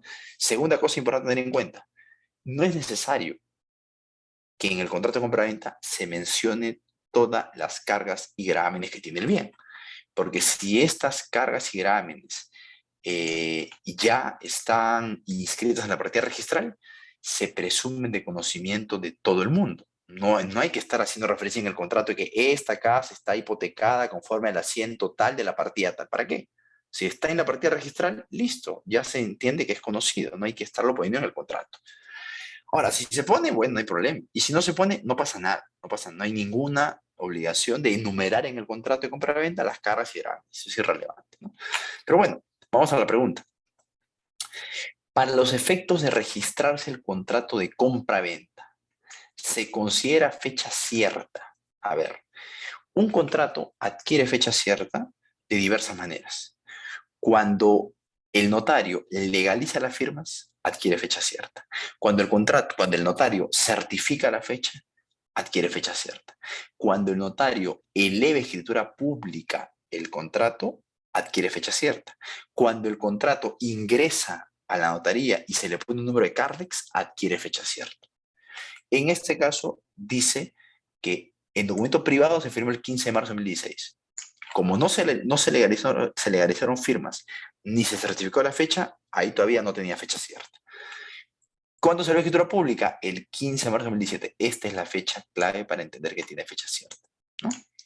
Ahora, ojo, una cosa es que tenga fecha cierta y otra cosa es que el contrato sea un título auténtico que puede ser inscrito. Hay un principio registral que dice que solamente se pueden inscribir los contratos que constan en títulos auténticos. ¿Qué es el título auténtico en temas contractuales? La escritura pública. ¿Qué quiere decir eso? Un contrato, una minuta con firmas legalizadas, tiene fecha cierta, sí, pero no es título auténtico, con lo cual no puede ser presentado para inscripción. Una minuta con certificación de la fecha, tiene fecha cierta, sí, pero no es título auténtico, porque no es escritura pública, con lo cual no se puede presentar para inscripción registral. El título contractual, para que pueda ser presentado y pueda ser inscrito, tiene que estar en escritura pública, salvo algunas excepciones. En algunos casos se permite que algunos actos se inscriban usando simplemente formularios, ¿no?, registrales, o en otros casos usando minutas con firmas legalizadas, pero son la excepción a la regla. La regla es la titulación auténtica. y titulación auténtica supone una escritura pública, ¿sí? Mucha atención con eso. A ver, eh, son 8:50, todavía nos queda un poco de tiempo. A ver, un minuto.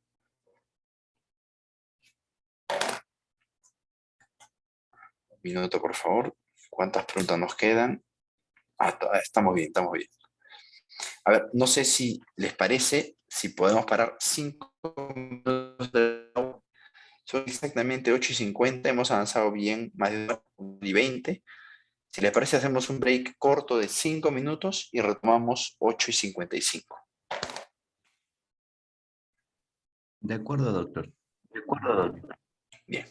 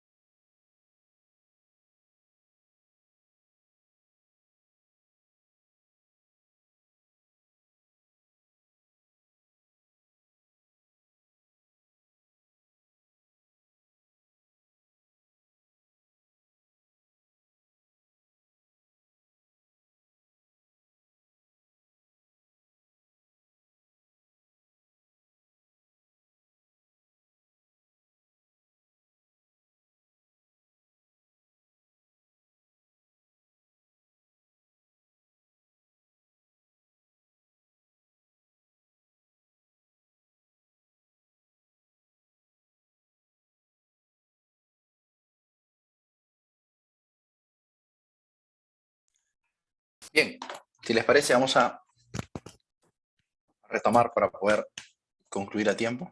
A ver, un minuto, a ver dónde quedamos. Ya, ahora sí. A ver, ahí me dejaban la pregunta 16, ¿no? Dice, recuerdan que era un caso en donde era una compra-venta de una casa que está hipotecada, embargada, y tanto el embargo como la hipoteca estaban inscritos en la partida registral del bien materia de venta, ¿no? La pregunta dice, en el mismo caso planteado, para inscribir el contrato de compra-venta es necesario que el contrato A, se indique quiénes son los favorecidos con los gravámenes. Falso. Como ya dije, si la información consta en registros públicos, no es necesario mencionarla, ni mucho menos, ¿no? ¿Es necesario que conste si los gravámenes son reales o personales? Tampoco. No hay, como ya dije, si la partida registral publicita la información de los gravámenes, de las cargas, de los derechos reales que afecten al predio, no es necesario indicar nada en el contrato, ¿no? Es por eso que la clave correcta es la D, ¿no? Va a bastar básicamente con el contrato número 1, consta en escritura pública.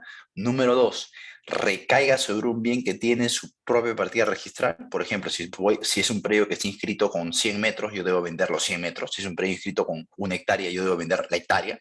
No puedo inscribir una compraventa si vendo parte del bien. Porque si el bien está inscrito con 1 hectárea y yo quiero vender solamente media hectárea, tengo que independizar primero, ¿no? Y además el contrato tiene que hacer referencia al precio, eso es básico. Y lo demás es Código Civil, no tiene que estar en el contrato establecido, ¿no?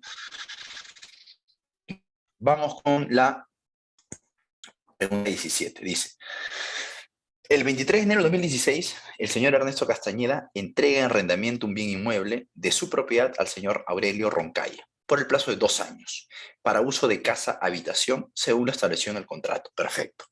Sin embargo, el arrendatario, a partir del 5.º mes, otorga al bien un uso comercial sin autorización del arrendador, instalando y operando una empresa de publicidad de su propiedad.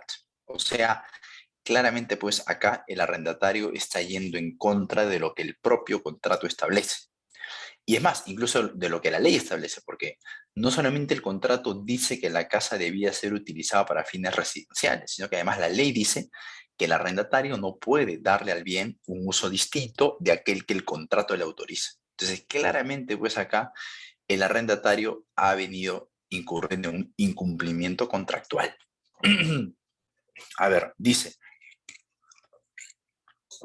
en este caso puede afirmarse que, alternativa A, ¿se ha producido un subarrendamiento total de bien arrendado? No, no, no, no. Acá lo que ha pasado es que simplemente el inquilino no es que le ha subarrendado a otro, simplemente el inquilino le está dando un uso comercial para una empresa que le pertenece.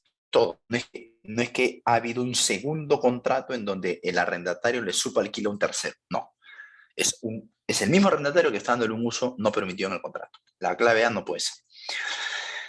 Se ha generado una obligación solidaria entre el arrendatario y la empresa de publicidad que está usando ahora el inmueble, lo cual tampoco es correcto.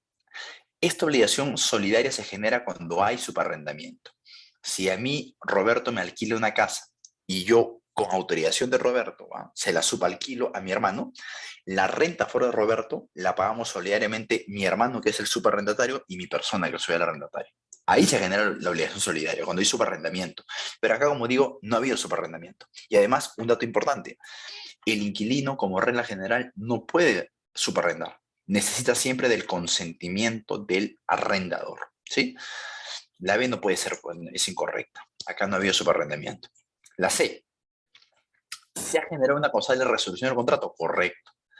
Cuando el arrendatario incumple con una obligación esencial como es esta de destinar el bien al uso que expresamente le ha sido otorgado, el arrendador puede resolver el contrato. La C es la correcta. La D dice, ¿se ha producido la cesión del arrendamiento? No, tampoco, acá no tiene nada que ver.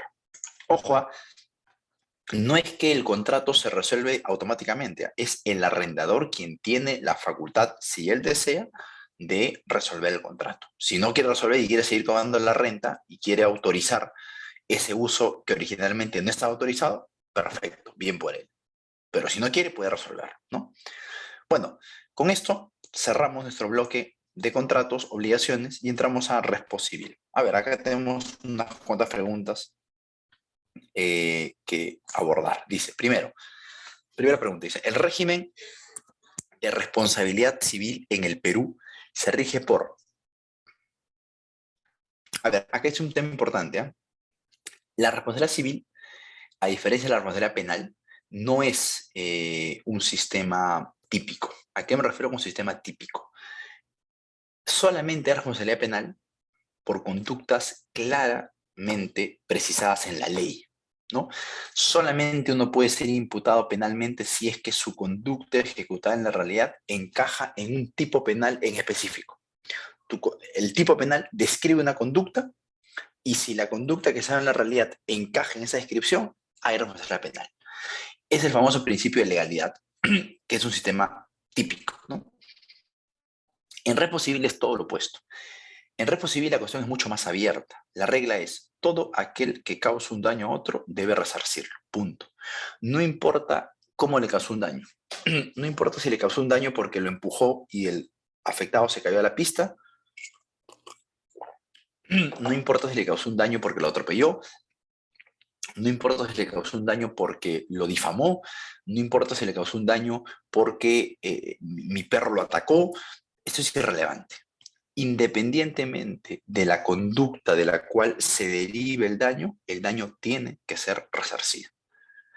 Eso es, y ojo, se resarce independientemente de la conducta generadora del daño e independientemente del derecho que se le haya lesionado a la persona. Porque claro, si yo lo atropello y ¿qué estoy lesionando? Su integridad física. Debo resarcir. Si lo matase, ¿qué he lesionado? Su derecho a la vida. Si lo difamo, ¿qué estoy lesionando? Su derecho a la intimidad, perdón, su derecho al honor. Si yo publico un video de contenido sexual, que es algo íntimo, ¿qué estoy lesionando? Su derecho a la intimidad.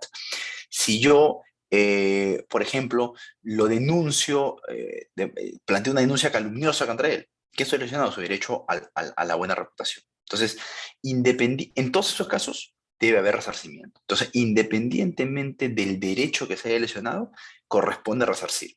Si yo choco su carro, ¿qué estoy lesionando? Su derecho a la propiedad. Debo resarcir.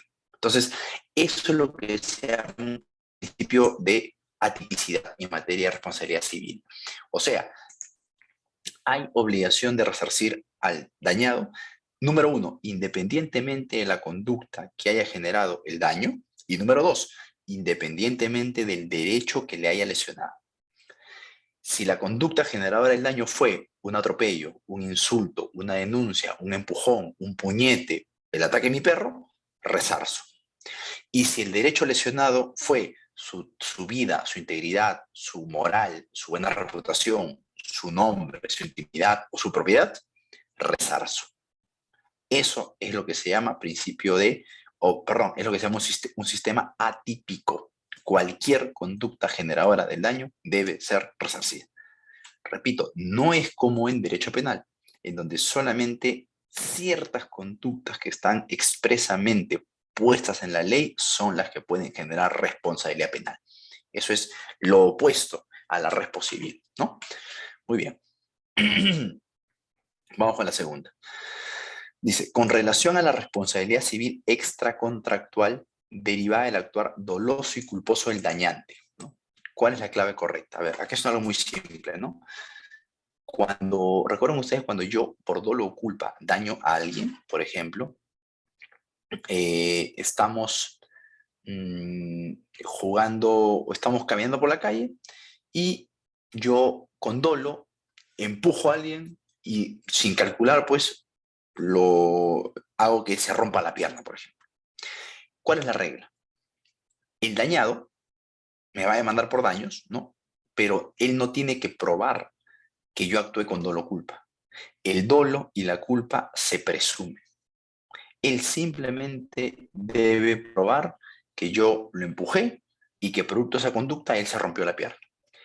Si yo quiero evitar ser responsable, yo tendré que probar que no actué con dolo o que no actué con culpa. Por ejemplo, yo soy quien deberá probar que no es que yo lo empujé, sino que a mí me empujaron y yo, por reacción, puse las manos para no caerme y así es que yo lo golpeé. No fue mi culpa, no fue mi dolo, fue la conducta de un tercero. Pero eso me corresponde probarlo a mí. ¿Por qué? Porque si yo no logro probar que no actué con dolo ni culpa, o sea, si yo no logro probar que el evento causante del daño fue la conducta del tercero, yo voy a terminar respondiendo. ¿Por qué se hace esto? Porque es así la cuestión, para tratar de proteger más a la víctima del daño, para no poner en cabeza de la víctima la necesidad de probar lo que puede ser muy difícil, porque si él, el dañado, es quien probar que yo no lo culpa, eso es muy complicado, pues. Entonces, para facilitar las cosas al dañado, se presume mi dolo y culpa, y si yo quiero liberarme, debo probar que fue el hecho de un tercero, ¿sí? Entonces, acá la dice, el dolo debe ser acreditado por la víctima, mientras que la culpa se presume. Mentira, ambas se presumen, la A no puede ser. La culpa inexcusable se presume mientras que la culpa leve debe ser acreditada. Mentira. Ojo, en respo civil extracontractual, o sea, aquella que se da fuera del ámbito de los contratos, por accidentes, por golpes, por ataques, ¿no? En este tipo de responsabilidad civil extracontractual no existe una diferencia entre las culpas, como sí la hay en responsabilidad contractual. En respo contractual existe la culpa grave, la culpa inexcusable y la culpa leve. En temas de responsabilidad civil es una sola culpa y punto. No hay una gradación de la culpa. Es una culpa y punto. Y esa culpa siempre se presume que encabeza el dañante, igual que el dolo. Por eso acá, aquel que se hable de culpa inexcusable no tiene nada que ver, ¿no? La pregunta está asociada a responsabilidad civil extracontractual. Acá, ojo con esto, ¿no? Ya, entonces, la B tampoco puede ser. La C dice, el dolo se presume mientras que la culpa es ser probada. Mentira, ambas se presumen, ¿no? La D es la correcta. Ambas se presumen por lo que será de cargo del causante el daño acreditar la ausencia de dolo o culpa. Claro. ¿Cuál sería un buen ejemplo?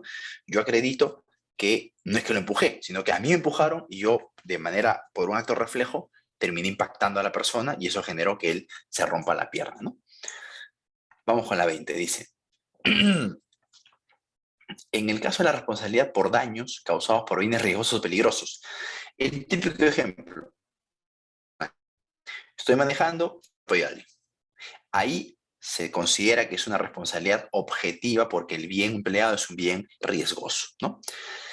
Acá uno podría pensar que, como es responsabilidad objetiva, siempre el causante del daño responde. No, no es así. Porque claro, podría pasar que no es que yo lo quise atropellar, fue la propia víctima la que se quería suicidar y se tiró a las llantas del carro. Ahí yo por qué voy a responder. Eso es lo que se llama el hecho propio de la víctima. O podría ocurrir también que fue la culpa de un tercero. Yo estaba estacionado con el carro y vino un camión atrás, me impactó por detrás y con el envión yo atropellé a la persona. Es el hecho de un tercero. Ahí yo tampoco voy a responder.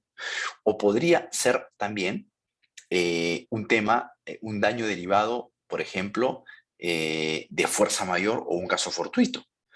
Supongamos, pues, que yo estaba yendo a una velocidad regular conforme a lo que la norma de tránsito manda y producto, pues, de la lluvia torrencial, el carro patina y a pesar que yo estaba yendo a la velocidad ordenada y el sistema de mi auto estaba en buen estado, aún así yo terminé impactando a una persona.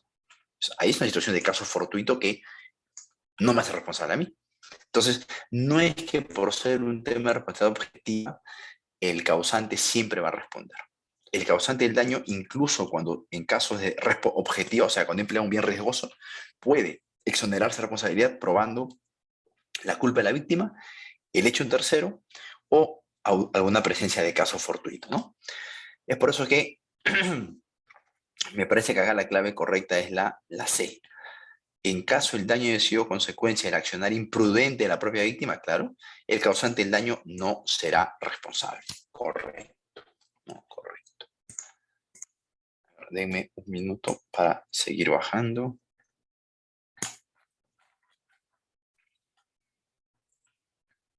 Un minuto, por favor, acá.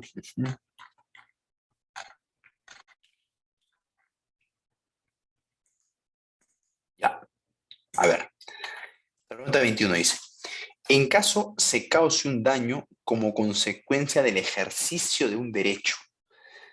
¿Cómo es esto? ¿Se puede causar un daño cuando uno ejerce un derecho? ¿No se supone que si uno ejerce un derecho ¿Está actuando bien y por ende no hay problema? No. Lo que pasa es que, claro, la regla es que si yo ejerzo derecho, claro, eso es normal. Por ejemplo, si a mí no me pagan la renta del DEPA que he alquilado, yo tengo todo el derecho de demandar el desalojo. Yo demando por desalojo al inquilino moroso y producto que le he desalojado, este inquilino moroso pierde su trabajo y que se sume en una angustia tremenda que le genera un daño psicológico irreparable, producto que luego toda la casa, su familia lo deja y le genera un daño moral, un dolor, una aflicción tremenda. No hay ninguna duda que se le han generado una serie de daños, pero eso yo no voy a hacerme responsable por eso, porque yo ejercí un derecho de plantear un desalojo porque la ley me autoriza. Entonces la regla es que cuando uno ejerce un derecho de manera regular y de ese ejercicio del derecho regular se generan daños, el que ejerció el derecho no es responsable de los daños. Sin embargo, puede pasar que el derecho se ejerce de manera abusiva, y eso sí es lo que está prohibido. Cuando el daño es producto de que alguien ejerció sus derechos de manera abusiva, o sea, el abuso del derecho, eso sí genera responsabilidad civil, ¿sí? Por ejemplo, es un caso muy, muy estándar este, ¿no? Imaginen ustedes que yo tengo a mi hermano con el cual somos copropietarios. Ambos hemos heredado una casa y 50-50. Y él no quiere ser mi copropietario, él quiere deshacerse de su cuota. Y me dice, Alan, yo tengo esta cuota que la quiero vender, me dice, porque no, a mí no me interesa ser copropietario contigo, yo me voy a ir al extranjero, así que te lo ofrezco en venta a 100. Yo le digo, no, no te la quiero comprar. Entonces mi hermano, como no se la quiero comprar yo, sale al mercado a buscar a un potencial comprador. Y al día siguiente de habérmela ofrecido en venta a mí, eh, consigue un comprador exactamente por el mismo precio que yo se la había rechazado, ¿no? Y cuando yo me entero que ha vendido la cuota a un tercero, yo solamente por fregar ejerzo el famoso derecho de retracto. ¿Qué implica el retracto? Que yo me interpongo en esa compraventa, yo ocupo el lugar del comprador, le devuelvo a este comprador lo que él había pagado y ese tercero queda fuera de la compraventa. ¿Yo por qué hago esto? Simplemente para fregar a mi hermano. Yo quiero, porque mi hermano había hecho una buena relación con este comprador, habían pensado en hacer negocios a futuro, pero yo solamente para resquebrajar su buena relación ejerzo retracto para que el comprador sienta que ha quedado fuera el negocio. Entonces yo me quedo con la cuota. Algo que yo habría podido hacer perfectamente, si yo quería la cuota, habría podido aceptar la oferta de mi hermano, me la ofreció ayer, ¿no? Él me dijo, la vendo, y yo le dije, no quiero. Y hoy me entero que ha vendido un tercero y ejerzo retracto. Entonces, no hay ninguna duda que tengo el derecho de retracto.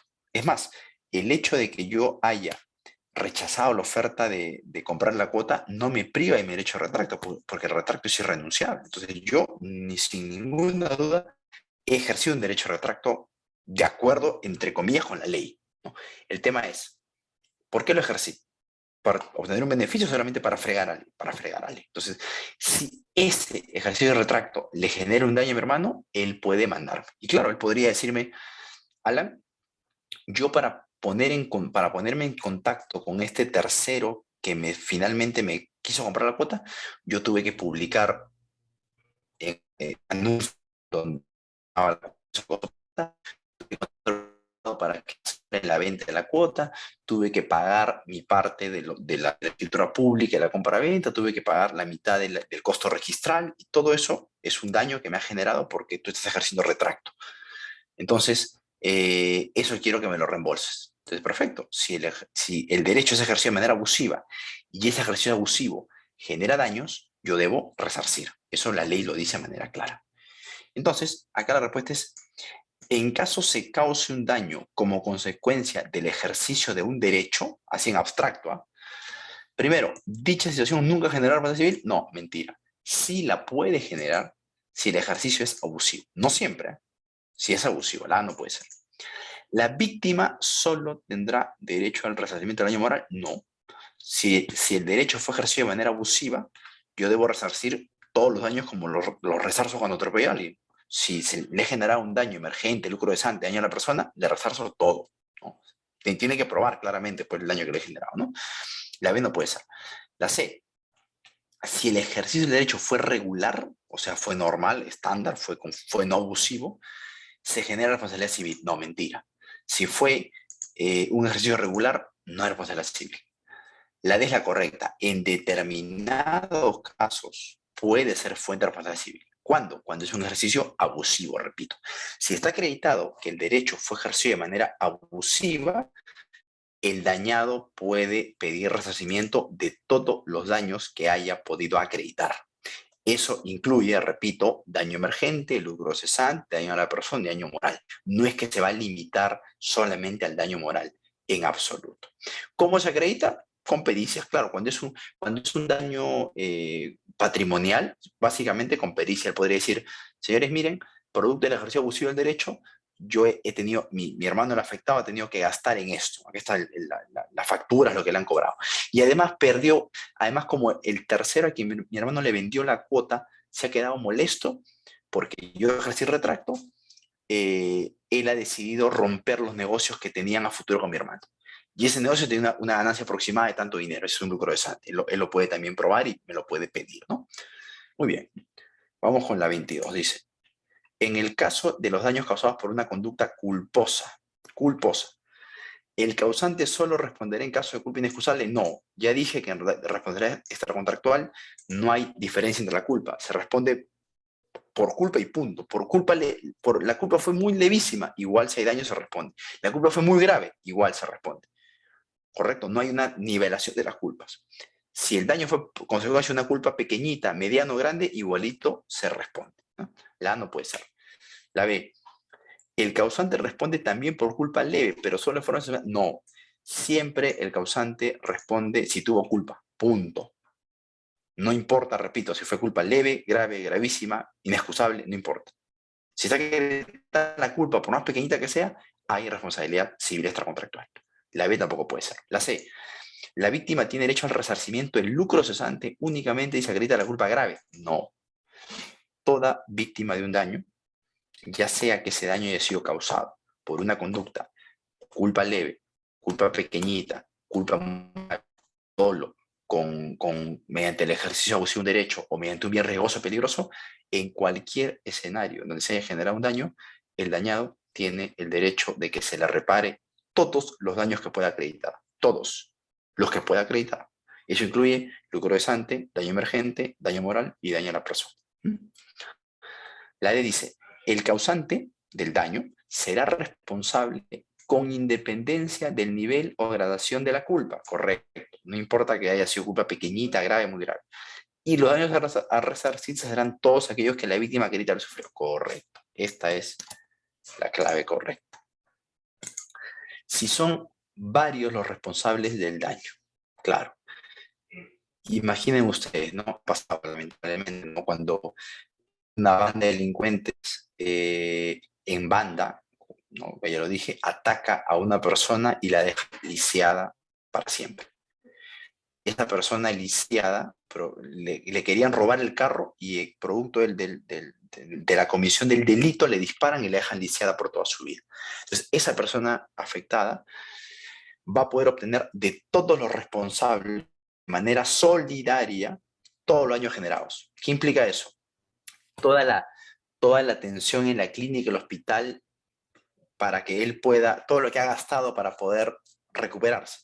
Internamiento, operación, terapias, todo eso es daño emergente. Es más, si él tiene que estar constantemente yendo a hacerse chequeos, a hacerse tratamientos para, pues, de alguna manera recuperar la movilidad o algo, eso también es daño emergente. Todo eso tiene que ser reparado solidariamente por todos los causantes. Además, lucro cesante, los 3, 4, 5 años que no pudo trabajar, que estuvo postrado en cama, el dinero que ha dejado de percibir, lucro cesante, también se lo deben resarcir de forma solidaria. ¿Qué más?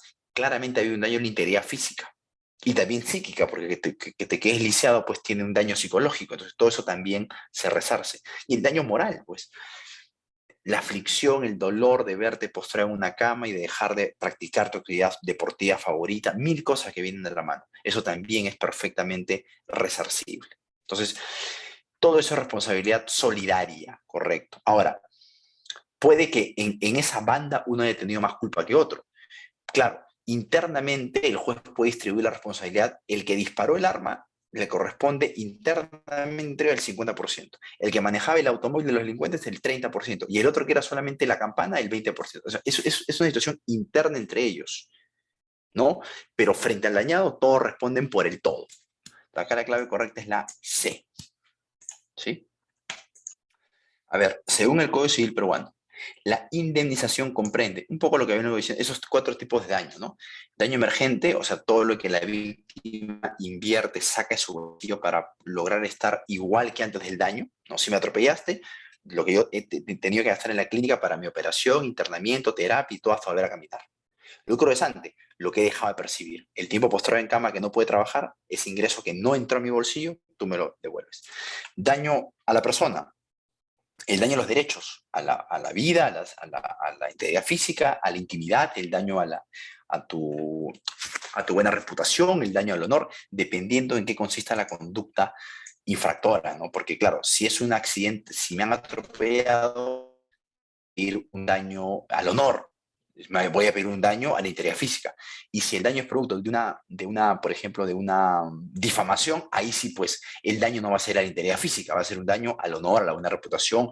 O si es un video íntimo, el daño será a la intimidad, no va a ser un daño a la vida, pues. Entonces, dependerá de la conducta dañosa, qué daño a la persona se genera. Y el último es el daño moral, o sea, la aflicción, el dolor que genera la situación. Estas son las 4 categorías que la ley peruana reconoce. Alan, yo he escuchado que sale el daño a proyecto de vida, ya, pero es una categoría que está dentro del daño a la persona. Es una subcategoría dentro del cajón llamado daño a la persona. Además que no tiene respaldo legal, es una creación de la jurisprudencia, ¿no? 25. ¿El daño moral es indemnizado únicamente en caso de responsabilidad por conducta dolosa? No. Si hay conducta culposa, si me atropellan, alguien con culpa me atropella porque fue negligente y me deja postrar en una cama y eso me genera aflicción, pena, dolor, daño moral, se resarce. O si alguien de manera culposa mata a un familiar muy querido, a mi hijo o a mi mamá, por ejemplo, hay un daño moral evidente, también se resarce. Entonces, no solamente es por conducta dolosa. ¿Solo en caso de respuesta objetiva? No. Claro, el caso del accidente de tránsito sería un caso de respuesta objetiva, pero también puede ser si, por ejemplo, alguien con culpa empujó a mi hijo, se cayó, o a mi mamá, y mi mamá se rompió una pierna y ha quedado postrada en la cama, no lo sé. Si hay un daño moral, hay un daño, perdón, moral de parte de la persona afectada, incluso en un caso de culpa, debe ser resarcido, ¿no? La D es la correcta. El daño moral se resarce tomando en cuenta el menoscabo real que se le ha producido a la víctima y a la familia, ¿no? Sobre todo este daño moral está presente cuando se le quita la vida a una persona, ¿no? Porque, claro, el familiar que queda huérfano o el padre que queda sin hijos o el que queda viudo, es evidente pues que hay un dolor, una aflicción, ¿no? Un trauma que va más allá del daño psicológico, ¿no? Porque una cosa es el daño psicológico, la terapia que hay que ir del psicólogo, al psiquiatra, pues para tratar de pasar ese episodio. Y otra cosa es el sentirte mal, que no llega a ser un daño psicológico, pero sí, pues es una cuestión que afecta, se diría, el alma, ¿no? Eso también es valorizable y también es resarcible. Vamos cerrando, dice. En el caso de la responsabilidad por daño del subordinado, o sea, el causante del daño es alguien que está bajo mis órdenes, ¿no? Por ejemplo, a ver, yo contrato, por poner un caso, ¿no? Yo soy una empresa que provee limpieza de departamentos. Yo tengo gente bajo mis órdenes que un señor me contrata, yo mando a mis empleados, van a su departamento y lo limpian, ¿no? Entonces, ¿qué pasó? Yo voy a una señora me contrata para que vaya a su casa y la limpie. Perfecto. Entonces, el empleado, que es mi subordinado, está limpiando la casa y aprovechando que está dentro de la casa limpiando, se pasa a la casa del vecino y se roba algo, se lo lleva. Es evidente que la responsabilidad no es frente a la persona que me contrató, porque ahí sería un tema de responsabilidad contractual. No, frente a la persona que me contrató no hay ningún problema. El empleado limpió correctamente, se ejecutó bien el contrato. El problema es con el vecino. Y con el vecino yo no tenía un contrato. Entonces, frente al vecino es un caso de responsabilidad extracontractual. Ahora, ¿quién responde frente al vecino? Hay un causante directo del daño, que es el empleado, que se pasó a la casa del vecino y robó. Pero hay un autor indirecto, que es el principal, el que contrató al subordinado. Entonces, la pregunta, la clave es correcta. ¿Se habla de un autor directo o indirecto? Sí, es cierto. Y ambos son solidariamente responsables. Autor directo es el subordinado, es lo mismo. Y autor indirecto es el principal, ¿no? Se usan como sinónimos. Autor directo o subordinado, autor indirecto o el principal. Entonces, la clave A es correcta. La clave B también es correcta. El principal, que sería yo, y el subordinado, que sería el empleado, responde solidariamente. Correcto. La C, la responsabilidad es del principal es objetiva, eso es correcto. O sea, ¿qué quiere decir? Que yo no voy a poder decirle al vecino afectado, mira, señor vecino, yo no tengo la culpa porque yo admití a este trabajador porque tenía un buen currículum, tenía buenos antecedentes, yo hice un proceso de selección pulcro y el señor pasó todas las pruebas. Yo contraté a gente luego de un riguroso examen, con lo cual yo he tenido la culpa de que se haya filtrado este sujeto porque él pasó todas las pruebas. Yo hice todo lo necesario para contratar a gente decente. Eso es relevante. No importa cuán exigente haya sido yo en las pruebas de admisión, si mi subordinado genera daños, yo también respondo. La C es correcta. La pregunta dice, marca la alternativa incorrecta. La C, es necesario que entre el principal y el subordinado, para que se genere esta responsabilidad solidaria, hay un contrato de tipo laboral. No, eso no es correcto. Porque yo podría hacer que mi relación con el subordinado sea simplemente de locación de servicios. Y aún así, es mi subordinado. O sea, esta necesidad de que sea subordinado no está vinculado a un contrato laboral necesariamente. No hablo de subordinación en el sentido laboral del término, simplemente que él está contractualmente bajo mis órdenes y punto. Con lo cual, un contrato de locación también generaría esta responsabilidad solidaria entre el principal y el subordinado, ¿no? Muy bien, vamos a la última. Con relación a los convenios que de forma anticipada excluyen o limitan responsabilidad. Ya, estos convenios es como, digamos, que yo le diga al día, si yo te atropello mañana, no te voy a, no me puedo mandar por resarcimiento. Ese tipo de convenios que excluyen de responsabilidad o limitan la responsabilidad son nulos, siempre y cuando el evento generador de responsabilidad sea por dolo, culpa inexcusable. Por ejemplo, yo voy a poner una obra, ¿sí? Puede ser una obra o un edificio, y la obra va a ser hecha al costado de la casa de Marco. Entonces yo le toco la puerta a Marco y le digo, Marco, quiero firmar un contrato contigo. Yo voy a hacer una obra acá al costado de tu casa y quiero que firmes un contrato donde dice lo siguiente. Si haciendo la obra le cae un ladrillo en la cabeza a ti o a algún familiar tuyo, tú no me demandas por resarcimiento de daños. Y yo más bien te pago ahorita, ya por firmar el papel, te pago $10,000. Ya, entonces Marco ve la plata, se emociona y me firma el convenio. ¿Qué está haciendo con ese convenio? Me está exonerando de responsabilidad si mañana se cae un ladrillo en la cabeza de él o de su familia. Si mañana se descubre que en efecto cae un ladrillo y se establece que la caída de ladrillo fue por dolo o culpa inexcusable de la gente que estaba en la obra, ese convenio de exoneración de responsabilidad no es vinculante. No es vinculante. Marco igual va a poder demandarme a mí como el principal de la obra para que le resarce. Así que esto pasa mucho en temas inmobiliarios, ¿no? Cuando hay una inmobiliaria que empieza la obra, a veces quieren firmar con el vecino documentos de limitación de responsabilidad y le ofrece una plata para que lo firme. Hay que tener en cuenta que esos convenios, repito, no van a ser válidos, no van a poder ser ejecutados si es que mañana se acredita el daño y se acredita que ese daño fue por dolo, culpa inexcusable. Ahí está la restricción. Entonces, ¿siempre son nulos? No. Son nulos en tanto busquen limitar responsabilidad por conducta dolosa o culposa. No siempre son nulos, siempre no. La A no puede ser. Son nulos en tanto están vinculados a la respa por dolo. Esta es la clave correcta. La clave correcta.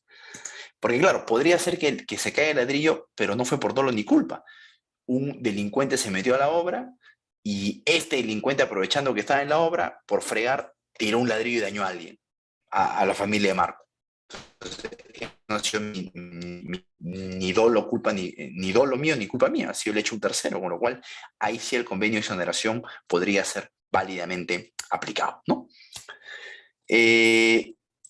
Ahora, estos convenios de exclusión de responsabilidad tienen que ser celebrados con una formalidad solemne, no, simplemente que conste pues la voluntad de las partes de querer celebrarlo. Pero repito, si se llega a detectar mañana que el evento generador del daño fue producido por dolo, culpa inexcusable del que había firmado el convenio, ese convenio es no vinculante. Igual el afectado puede demandar por daños, ¿no?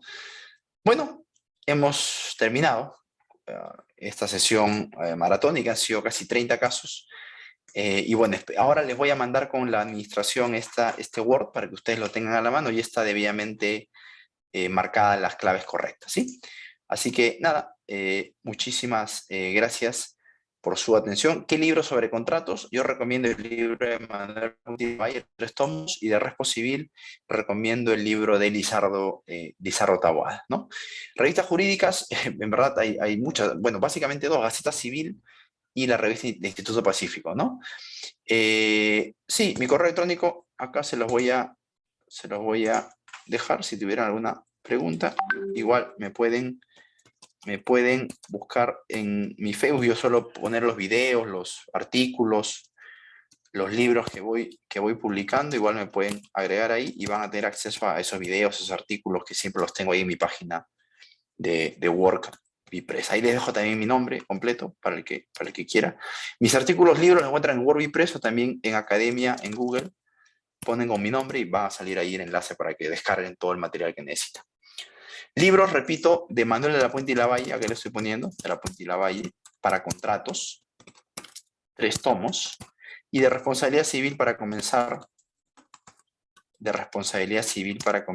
yo sugeriría, como les digo, a Lizardo Taboada, ¿no? Estimado Wilfredo, claro que sí, me acuerdo de ti, sí, el apellido no lo olvido, en las noches era clase de acto jurídico, si mal no recuerdo, los días jueves, si mal no recuerdo. Bien, espero que haya sido de utilidad. Muchas gracias a todos, sobre todo por tomarse el trabajo de estar un domingo en la noche acá. Y nada, quedo pendiente de sus preguntas, está mi correo, o igual, repito, cuando quieran cualquier descargar de internet o de mi página en Facebook, artículos, videos, ahí lo encuentran todo con total libertad, ¿no? Bien, gracias a todos. Buena semana para todos. Chao, chao. Gracias, doctor. Para nosotros ha sido un gusto haber participado con su ponencia. Nuevamente darle agradecimiento por su presencia y por la gran disertación del presente tema. Esperamos que nuestros participantes hayan logrado superar sus expectativas, del mismo modo haber aclarado algunas dudas que tenían. Muchísimas gracias, doctor. Ya nos estaremos viendo en otra oportunidad. Claro que Gracias. sí, hasta luego. Ahora les mando el Word para que lo compartan. Chao, chao, gracias. Listo, doctor. Muchísimas gracias. Gracias. Bien, gracias a todos por haber participado. Finalmente los invitamos a que nos sigan en la página de Facebook para que puedan conocer algunas actividades académicas que estamos organizando. Muchísimas gracias a todos.